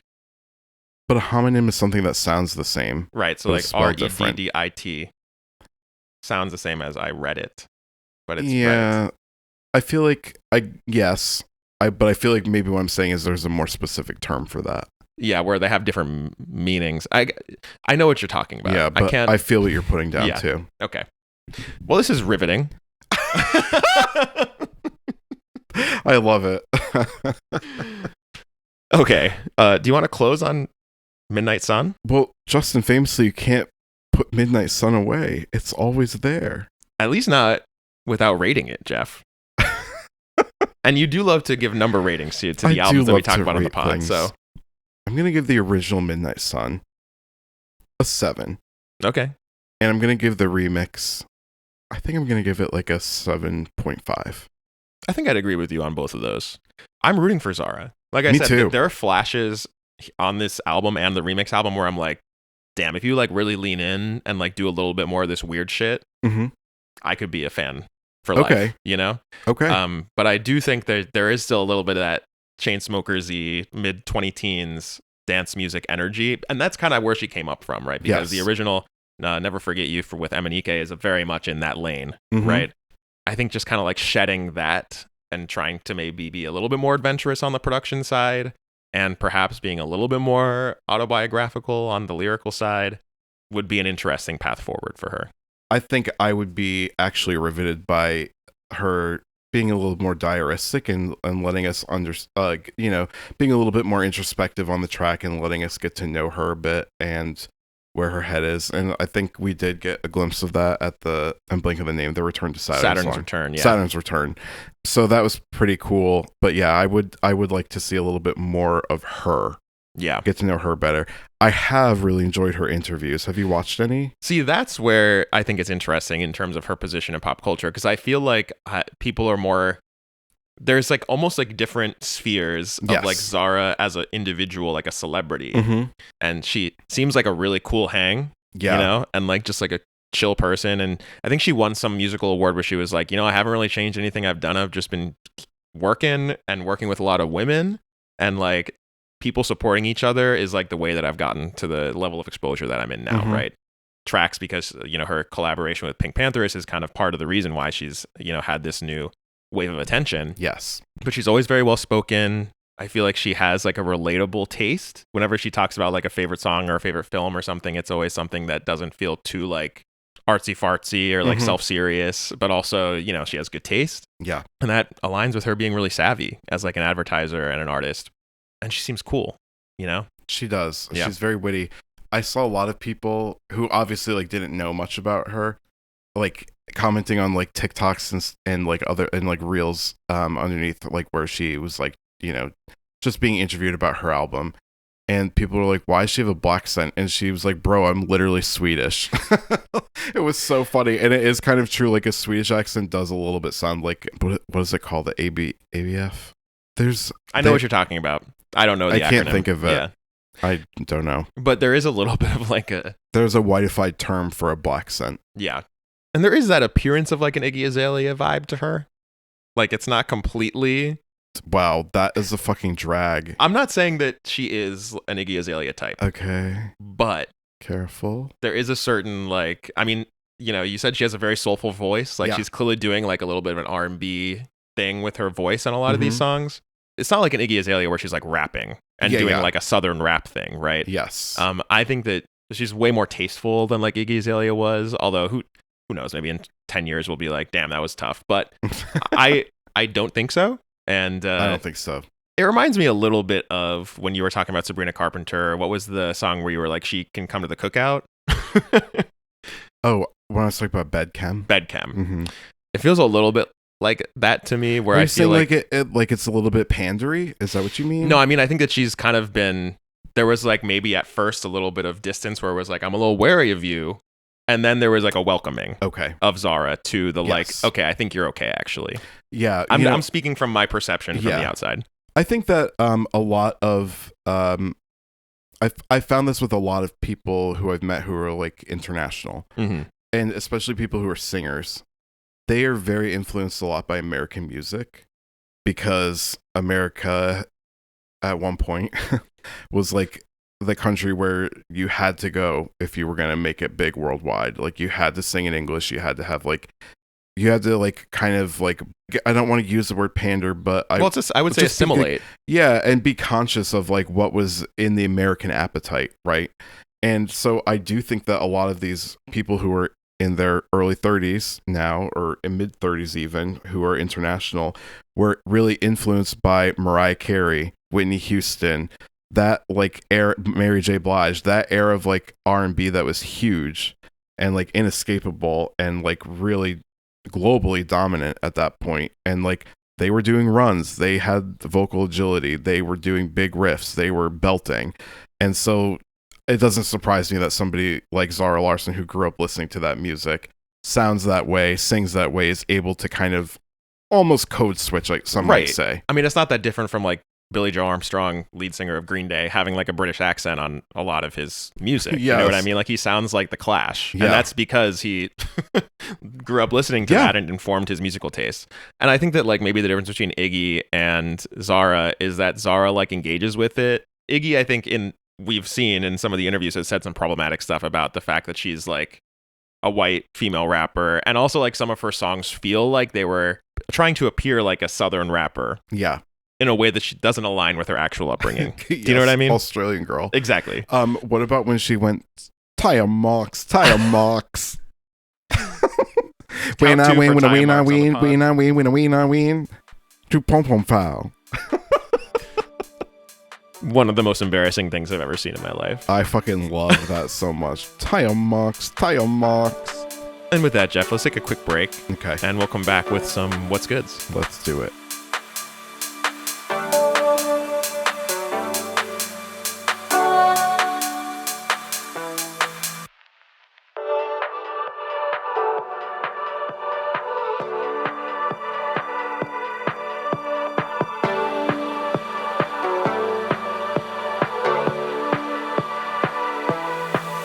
And we're back. Geoff, we're so back. We've reached the point in the pod where I have to ask you a little question, Justin. I'd like to know what's good. Well, Geoff, I'm going to say a couple of names before I even introduce to you what I'm talking about here. And I want you to just like give your impression. Like, would yes or no to this piece of work that features all of these creative minds? Okay. Ready? Yep. Matthew Rhys. Star of one of our shared favorite shows, The Americans. One of the most underrated TV shows of the last 10 years, I would say. I'm listening. Hiro Murai. Oh. The director, I'm famously frequent collaborator of Donald Glover's. He Yes. directed a lot of episodes of Atlanta, of Station 11, one of my favorite I HBO love Station 11. That limited was a great series. limited series. Stephen Root, character actor, Don't think I most know him. recently in Barry. Okay. I do love Barry. Andrew DeYoung, director of the batshit film Friendship, which we've talked about a little bit on the pod. Oh my God. And the HBO series The Chair Company. Oh, yeah. Yep. And then this guy you might not be familiar with, but Ty West. This is the director of the X trilogy. I was going to say, I Starring actually Mia Goth. do know who Kai was. Yes, I do know him. Ty West. These are all creatives that are involved with one project. I need to know about it. Tell me everything. This is Widow's Bay. This is Okay. a Apple TV show. And this was created by another creator who I didn't name because I don't think you would recognize her name, but her name is Katie DePold. Wow. And she Justin, once again, erasing women. Do you know her? Justin, of course, she's a writer on Parks and Recreation. I saw you look at the show doc before you answered that question. I don't think so. But I think I knew it. She was a writer on Parks and Recreation. And this is, okay, this show is incredible in that it walks a razor's edge of tone Okay. between horror and comedy. So Horror. here's the pitch, okay? All right. Matthew Rhys plays a mayor of a small New England island town. Oh, So this, I like this. So this is like probably off the coast of Maine or Massachusetts. And he's trying to get more tourism to come to this town. Okay. The catch is, I mean, it's a wonderful, beautiful town, but the catch is that everybody who's like a local, like the townies here, Yeah. everybody who's been born on the island, Mm-hmm. have strong superstitions. They think that the island is haunted. So there are people who, of course, they want people to come for the economy, right? They want more money flowing into the community, Yes. but they're like, is it ethical for us to be bringing tourists into this place This where... is the perfect role for Matthew Rhys. And it's actually incredible because Matthew Rhys, first of all, he's got range. Yes.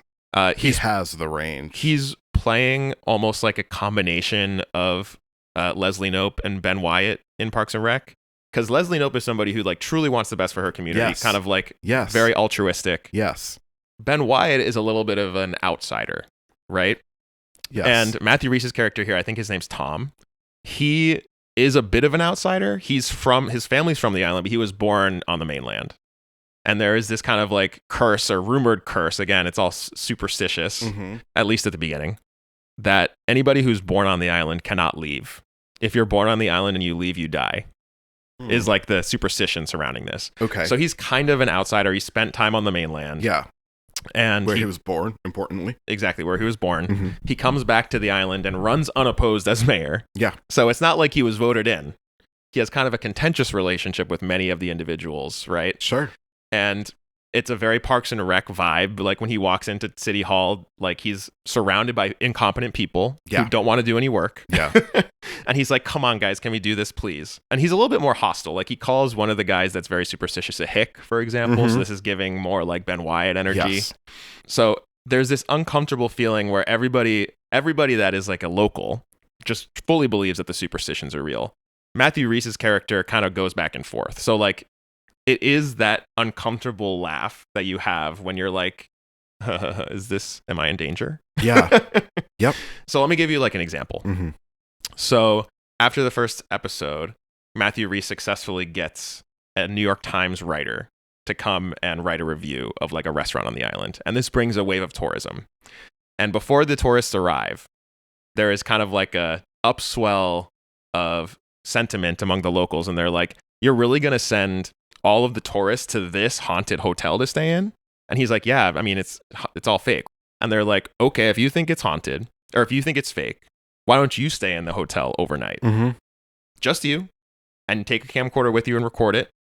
And if you do that, then sure, you can bring the tourists. What year is this set in? It's current day. Oh, okay. But there's no cell service on the island, importantly. Okay. I love this because it's very remote. Yeah. So he goes in there, and of course you're alone in a hotel.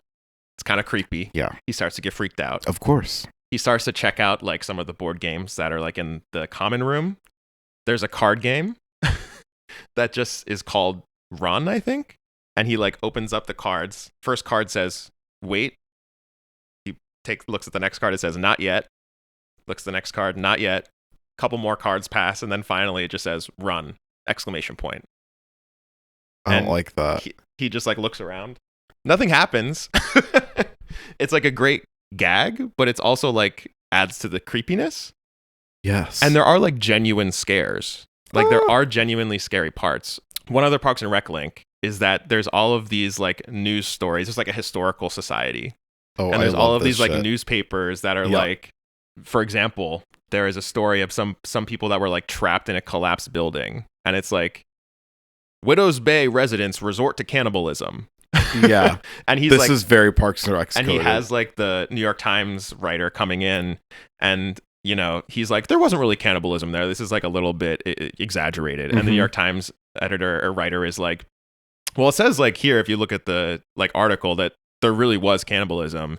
He was like, yeah, but like after 4 days, like at that point, it's pretty reasonable. Unbelievable. And you know all those gags in Parks and Rec where there's like murdering of natives, like on the favorite murals. is my favorite is the reveal of the natives like being tied up to a tree with a cannon face at them. And in Parks and Rec, they're kind of like gags, like knowing gags. But the funny thing or the interesting thing about Widows Bay is it's like these things carry on into the present day. Yeah. And like the actual horror of those things. Right. This is very interesting. It is like the weirdest genre mashup I have seen in television in a really long time. It reminds, like when we were talking about Jury Duty, it reminds me a little bit of like the kind of really adventurous stuff that they were doing there. Not in terms of like the tone, but just in terms of like, I haven't seen this before. Right. It walks this like really interesting edge because it's horror and it's not campy funny. Yeah. Right. It is just doing bits, like the uncomfortability. Like there is, if you look at the Venn diagram of horror and comedy, the middle there is the uncomfortableness, right?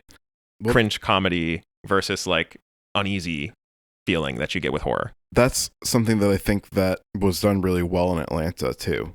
Which is, again, Hiro Murai is a great choice of director. Like, I agree with you. Like, there is that excellent, what's the episode? It's like the obviously Michael Jackson influenced episode. I forget the name of it. That is, I guess, the point of comparison for tone for this entire show. Okay, I love that because that is definitely one of my favorite episodes of Atlanta. And Matthew Rhys, of course, is incredible and everything. So, well, and that's what I was going to say earlier is Matthew Rhys plays an underdog well, and he also plays, I mean, he does everything well, I think. I don't think I've ever seen him. Underrated actor in general, yeah. But he plays the underdog really well, which he did. Sometimes he was an underdog in The Americans. He also did that when he did the Perry Mason reboot on HBO that like nobody except me watched. I watched it. You did? Underrated, yeah. Oh, I thought it was really good, right? Yeah. Oh my God, nobody watched it. It's a tragedy, honestly, that got canceled after the second season. He was great in that, and he also plays tension really well. Like he plays somebody navigating two polar opposite like outcomes or events really well. Like he does a really good job of like taking us through like what that is really like to experience. Yeah, and he's very like constantly anxious and fidgety here, which is very different from his Americans character, but he does it so well. And the final point I'll say about this is that I'm a sucker. You know, I love Stephen King. I love New England set horror. The font that Widow's Bay uses is like just Stephen King enough, but like different enough that it's clearly its own thing. It's not like a Stranger Things font again. Yeah. And I think that part of the money, like this is an Apple TV show, so like there's a large budget. Yeah. I think a lot of the budget goes towards shooting on location. I don't know where they're shooting, but it's clearly some actual New England town. I bet it's probably like I bet they probably do it like on the remote part of like the North Shore of Boston area, or like maybe even like southern Maine, some of the islands there. It's gorgeous. There are a lot of islands off Maine. Do you know Maine has like, I think Maine has more coastline than like Florida. It's a huge state. It is huge, and it has a lot of islands, and it also has a lot of inlets and coves. And I love Rocky. that vibe, and there is a certain horror to it. Yeah. There's a great gag in the It's like first a episode desolation. where there's like an exhibit in the Historical Society about the witch trials. And they're like, yeah, one of our proudest moments, the witch trials, we found the witches and we burned them. That's funny. Pretty happy about that. I love it. You know what? This reminds me. Did you watch the Company Retreat? The I have second not yet. season? Neither have I. Because Brandy was like, hey, do you want to watch this? And she was like, I kind of want to wait for all the episodes to be out. That's what I was doing too, and then I forgot about it until we were just talking about it. It was renewed for season 3. Oh, good. So it must have been good enough. Yeah. I'm sure it was. I want to just quickly give a shout out to Katie DePold because Justin wants to silence her. She's incredible. Involvement. I want to say I'm not trying to silence her. I assume that you would not know who she was. I'm just kidding.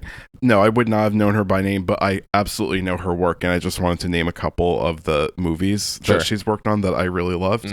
The first one that I want to talk about is The Heat. The Heat. Starring Melissa McCarthy and Sandra Bullock. One of my favorite movies, I think, is like underrated. Yeah, I saw that one. Very underrated, very funny. Another one that I think is totally underrated and is very fucking funny, starring Melissa McCarthy and Rose Byrne as Spy. Yeah, another really good one. And these are also genre mashups. It's worth mentioning. Yeah, like action and comedy. Right. Both of them. Thriller, comedy. She did Haunted Mansion, which came out a couple years ago on Disney, and it was pretty cute. It wasn't like great, but it was like a cute family movie. Haven't seen that one. Hannah and I watched it together like before Halloween. And then she also did the Ghostbusters reboot that was very controversial because it starred all women. By the way, I'm saying very controversial as in that was so fucking stupid that it was controversial. It was like Star Wars The Last Jedi controversial. Like if you're a real one, you know that it's actually good, but if you're an idiot. Yeah. So dumb. And she also did Snatch with Goldie Hawn and Amy Schumer, which I did not see, but it looked funny and has pretty decent reviews. Yeah. So she's done a lot of cool stuff. Good for you, Katie DePold. Now, I will say the new episodes of this show drop on Wednesdays. I believe we are 4 episodes in at this point, so we're about halfway through the season. Okay. I'm watching them every Wednesday. I do like the font now that I'm looking at the screenshot. It's a great font, right? It's really good. It reminds me of Jaws, too. Oh, yes. Huge Jaws energy because it's coastal. There is like this energy of a mayor who's like, I need to get tourists to come here. Yeah. Don't worry about the danger, you know? So it is very Jaws coded. The other show that I am continuously thinking of watching this is The Good Place, which is similarly a comedy mashup with a different genre. With The Good Place, there is an element of like supernatural kind of puzzle boxy stuff. And it kind of had to reinvent itself every single season to kind of keep up with its plot. Oh. You know? And now I know who Stephen Root is. Loved him. He's like that guy. Yeah. He's one of those guys. Now, Widow's Bay, similarly, as I get deeper into the season, there seems to be an overarching plot line. And I wonder how they're able to kind of balance and juggle the need for there to be comedy and like the need to arrive at that end point. Okay. So far, I'm absolutely loving it. Okay. And I'd recommend it to everyone. There are some like genuinely scary moments. Like in episode 2, there's one where I was like, I was actually going to text you and outside the pod and be like, you should watch this. And then I saw that episode and I was like, Geoff might hate this just because of that scare. This might be a Geoff watches it in the middle of the day kind of a thing. Right. then Right. it will probably be a little less scary for me. But I'm so invested now. Okay, cool. And I would love for it to get more success because I feel like I haven't seen many people talking about it. Yeah. So give it a look. New episodes drop on Wednesdays, Widow's Bay on Apple TV. Love that shit. Well, Geoff, Mm-hmm. I would love to know what else you've been loving this week. So what's good with you? Well, Justin, what's good for me is a video game. Whoa. I know. I'm a gamer now. You've always been a gamer, but go ahead. Tell me more. Okay, well, when I was younger, I fucking loved playing The Sims Right. because I loved to design the houses. Right. I didn't really love to like actually play the lives of the Sims, you know? Yep. I did love all the like characters when they would speak the ooby-dubby that they would speak or whatever. Simlish? Simlish, yeah. I did love that, but I didn't really care about that. I just wanted to design cute houses and move on. So I would like literally have like 30 or however many files you were allowed to have at the time, and it was just like different styles of houses. This is so Geoff coded. It's very Geoff coded. Yeah. And so that's what led me into studying architecture, that and Legos. But what I also loved and also studied in school was urban planning. And I also loved SimCity back Are you in the going day. to tell me about a city builder game that you're I into? sure fucking This is such am, a hard bitch. left turn for you. This is I like one of the know. most hardcore genres of game. I love a city builder. I love designing shit. I love thinking about, even when I'm just like, wherever I am in the world, I'm always looking around thinking of like, how can we make this better? Mhm. How can we make it function more efficiently? How can we make things more attractive to look at? I'm very fascinated in spreading beauty into the world. So fascinated, in fact, that I did propose like creating my own major in college, which was turned down by the faculty. I still have a bone to pick with them. You're on Connecticut notice. College. You're on notice, Con College. You're on notice because I wanted to major in aesthetics. Which Wait, is that'd be so funny. which is such like a gay thing and also Aesthetics? such a like 19-year-old idea. It's also very like, imagine pulling out your Bachelor of Arts and being like, I actually have a degree in aesthetics, and that's ugly. Yeah, that's essentially what they said. They were like, how are you going to sell this afterwards? Because they did have a design your own major thing at Con, but like very few of them got elected Approved because they or were whatever, mostly yeah. like, you could just study visual arts. And I was like, I'm not doing that. I want to be an urban planner. And they're like, then you should study architecture. Mm, So that's why I did that. okay. Anyway, love a city builder. I think it's so fun, but I don't love. This is again the thing about the Sims. I love the designing aspect of it. I'm not that interested. I'm a little interested in doing like the actual gameplay of like, okay, how are we going to incentivize businesses to open in our city? Right. Like, what tax laws are we going to pass? Like, what are we going to do for policies and things like that? I'm a little bit interested in that, but it gets very technical very quickly, and that part of the game can really take over. Like, it becomes like, no longer becomes like an urban design thing, and More it of becomes a social design thing. It becomes like a city management Manager, yes. and managing. I'm not super. I mean, I can do it, okay, but I'm not that interested in it. So I have been playing City Skylines, which is it's an old game now. I think it came out. The original one came out in like 2017 or 2018. I think they just put out a 2. They sure did. Which I think was kind of 2 years controversial ago. when it came out because it was not in a great technical state when it dropped. Correct, and it still is not, which is why I decided to pull the trigger and buy the first one. Because everybody was like, I would just buy the first one and you can do a lot more with it. And I have to tell you, the community around City Skylines is very intense and very robust. There are hundreds of thousands of users on Paradox that have like created their own mods that you can download and install in the game. Wow, this is like, you're blowing my mind with the level of gamer knowledge you're dropping on me right now. You're installing mods. Oh yeah, I sure am. Hardcore gamer over here. Absolutely. I need those roundabouts, bitch. The original can't do it well. You get like 2 designs to pick from, and I'm like, I don't need a roundabout that's the size of a fucking football field that, by the way, you can't put anything in the center of except for planting trees. Wow. We're not doing that. I said we're getting our customized parks mod, and we're getting the customized size the roundabout mod. It's great. I've been having such a fun time with it. I also just found a map that somebody created because I was like, I'm going to make a map of southeastern Connecticut, and I'm going to develop it in the way that I think it should be developed. Wow. In a real way. In that way, I would be playing a little bit more of like a city manager kind of I would put that hat on, I suppose you could say, because I do think like our area needs a lot of improvements. Even just like the infrastructure here is crap. So anyway, I did find somebody who had a map uploaded already of Southeastern Connecticut, and I downloaded it, and I've started on that mod. This is crazy to me. You were talking on our gaming episode. You're like, I don't really like games that much, and now you're downloading mods for a city builder. Well, I would say that what I said is true. I don't like them that much. I like very specific things. Like, I love Mario Kart. I love Super Smash Brothers, hands down. Like, I'll always play those games. It's always fun. Yeah. I like games that, like, there's not, like, a lot of violence in them. I just really am not a violent game person. This is something that I think is, like, a perception thing, and not to go back to our gamer episode, but, like, I do think that this is the reputation that gaming has in, like, the broader culture is, like, oh, it's all Call of Duty. Yes, I think that is true. I don't feel I'm that not saying way. you hold that opinion. Yeah, but I don't feel that way, but there are a lot of games that are very popular that revolve around violence and like basically are just military industrial complex. And once you get down into like some of the more niche communities, like the City Skylines community, it sounds like, there's like a huge, like there is a miracle's worth of games that are non-violent, that like match your interests that you can, if you wanted to spend the time on, you could definitely dig deeper into those, you know? Yeah. So it's cool. Finding it very relaxing. That's awesome. It's so fun. I just like making things like cool and pretty and just like improving people's lives. And so playing a game where you're actively like thinking of the entire mindset you have to go into is like, how can I make this the best place to live for these, you know, simulated these virtual people. But it's fun. And you're playing on your Mac. Yes. Okay. Which adds a little bit of complexity because it's definitely was built for PCs. And I did have to do some little finaglements to enable the gameplay to be smooth on the Mac. And then some of the mods don't work well on Macs for whatever reason.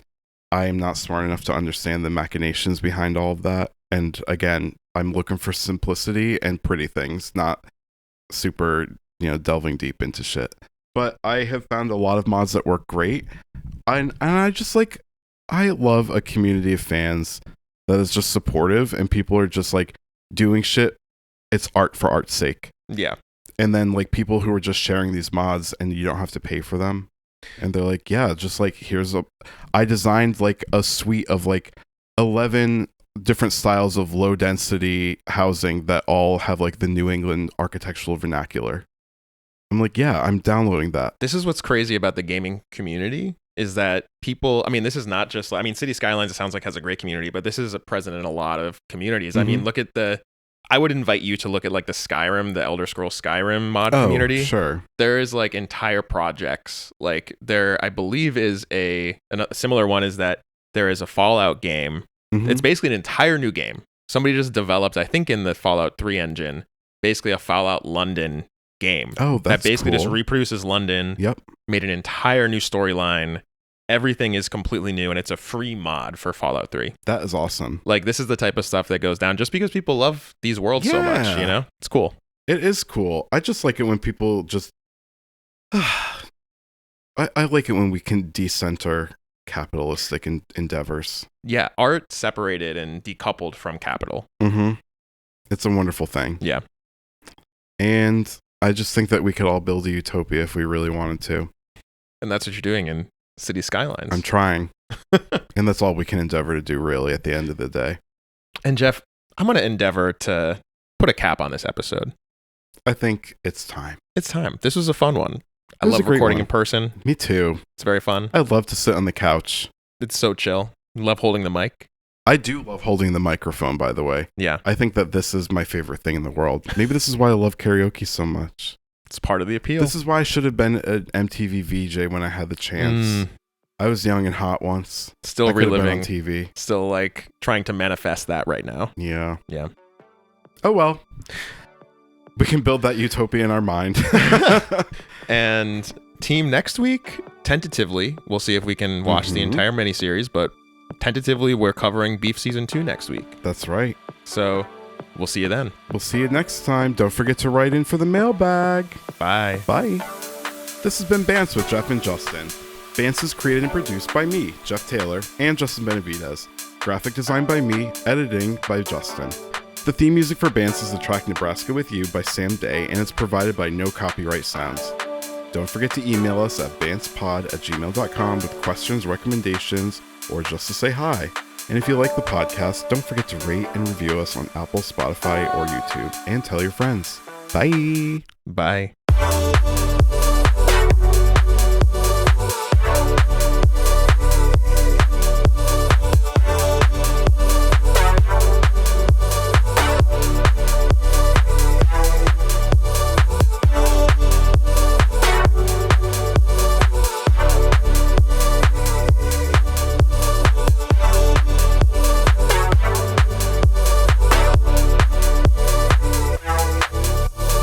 Can't wait, girl. All right. You feeling good? You want to keep? I'm feeling good. I do have to pee. Okay. Go piss, girl.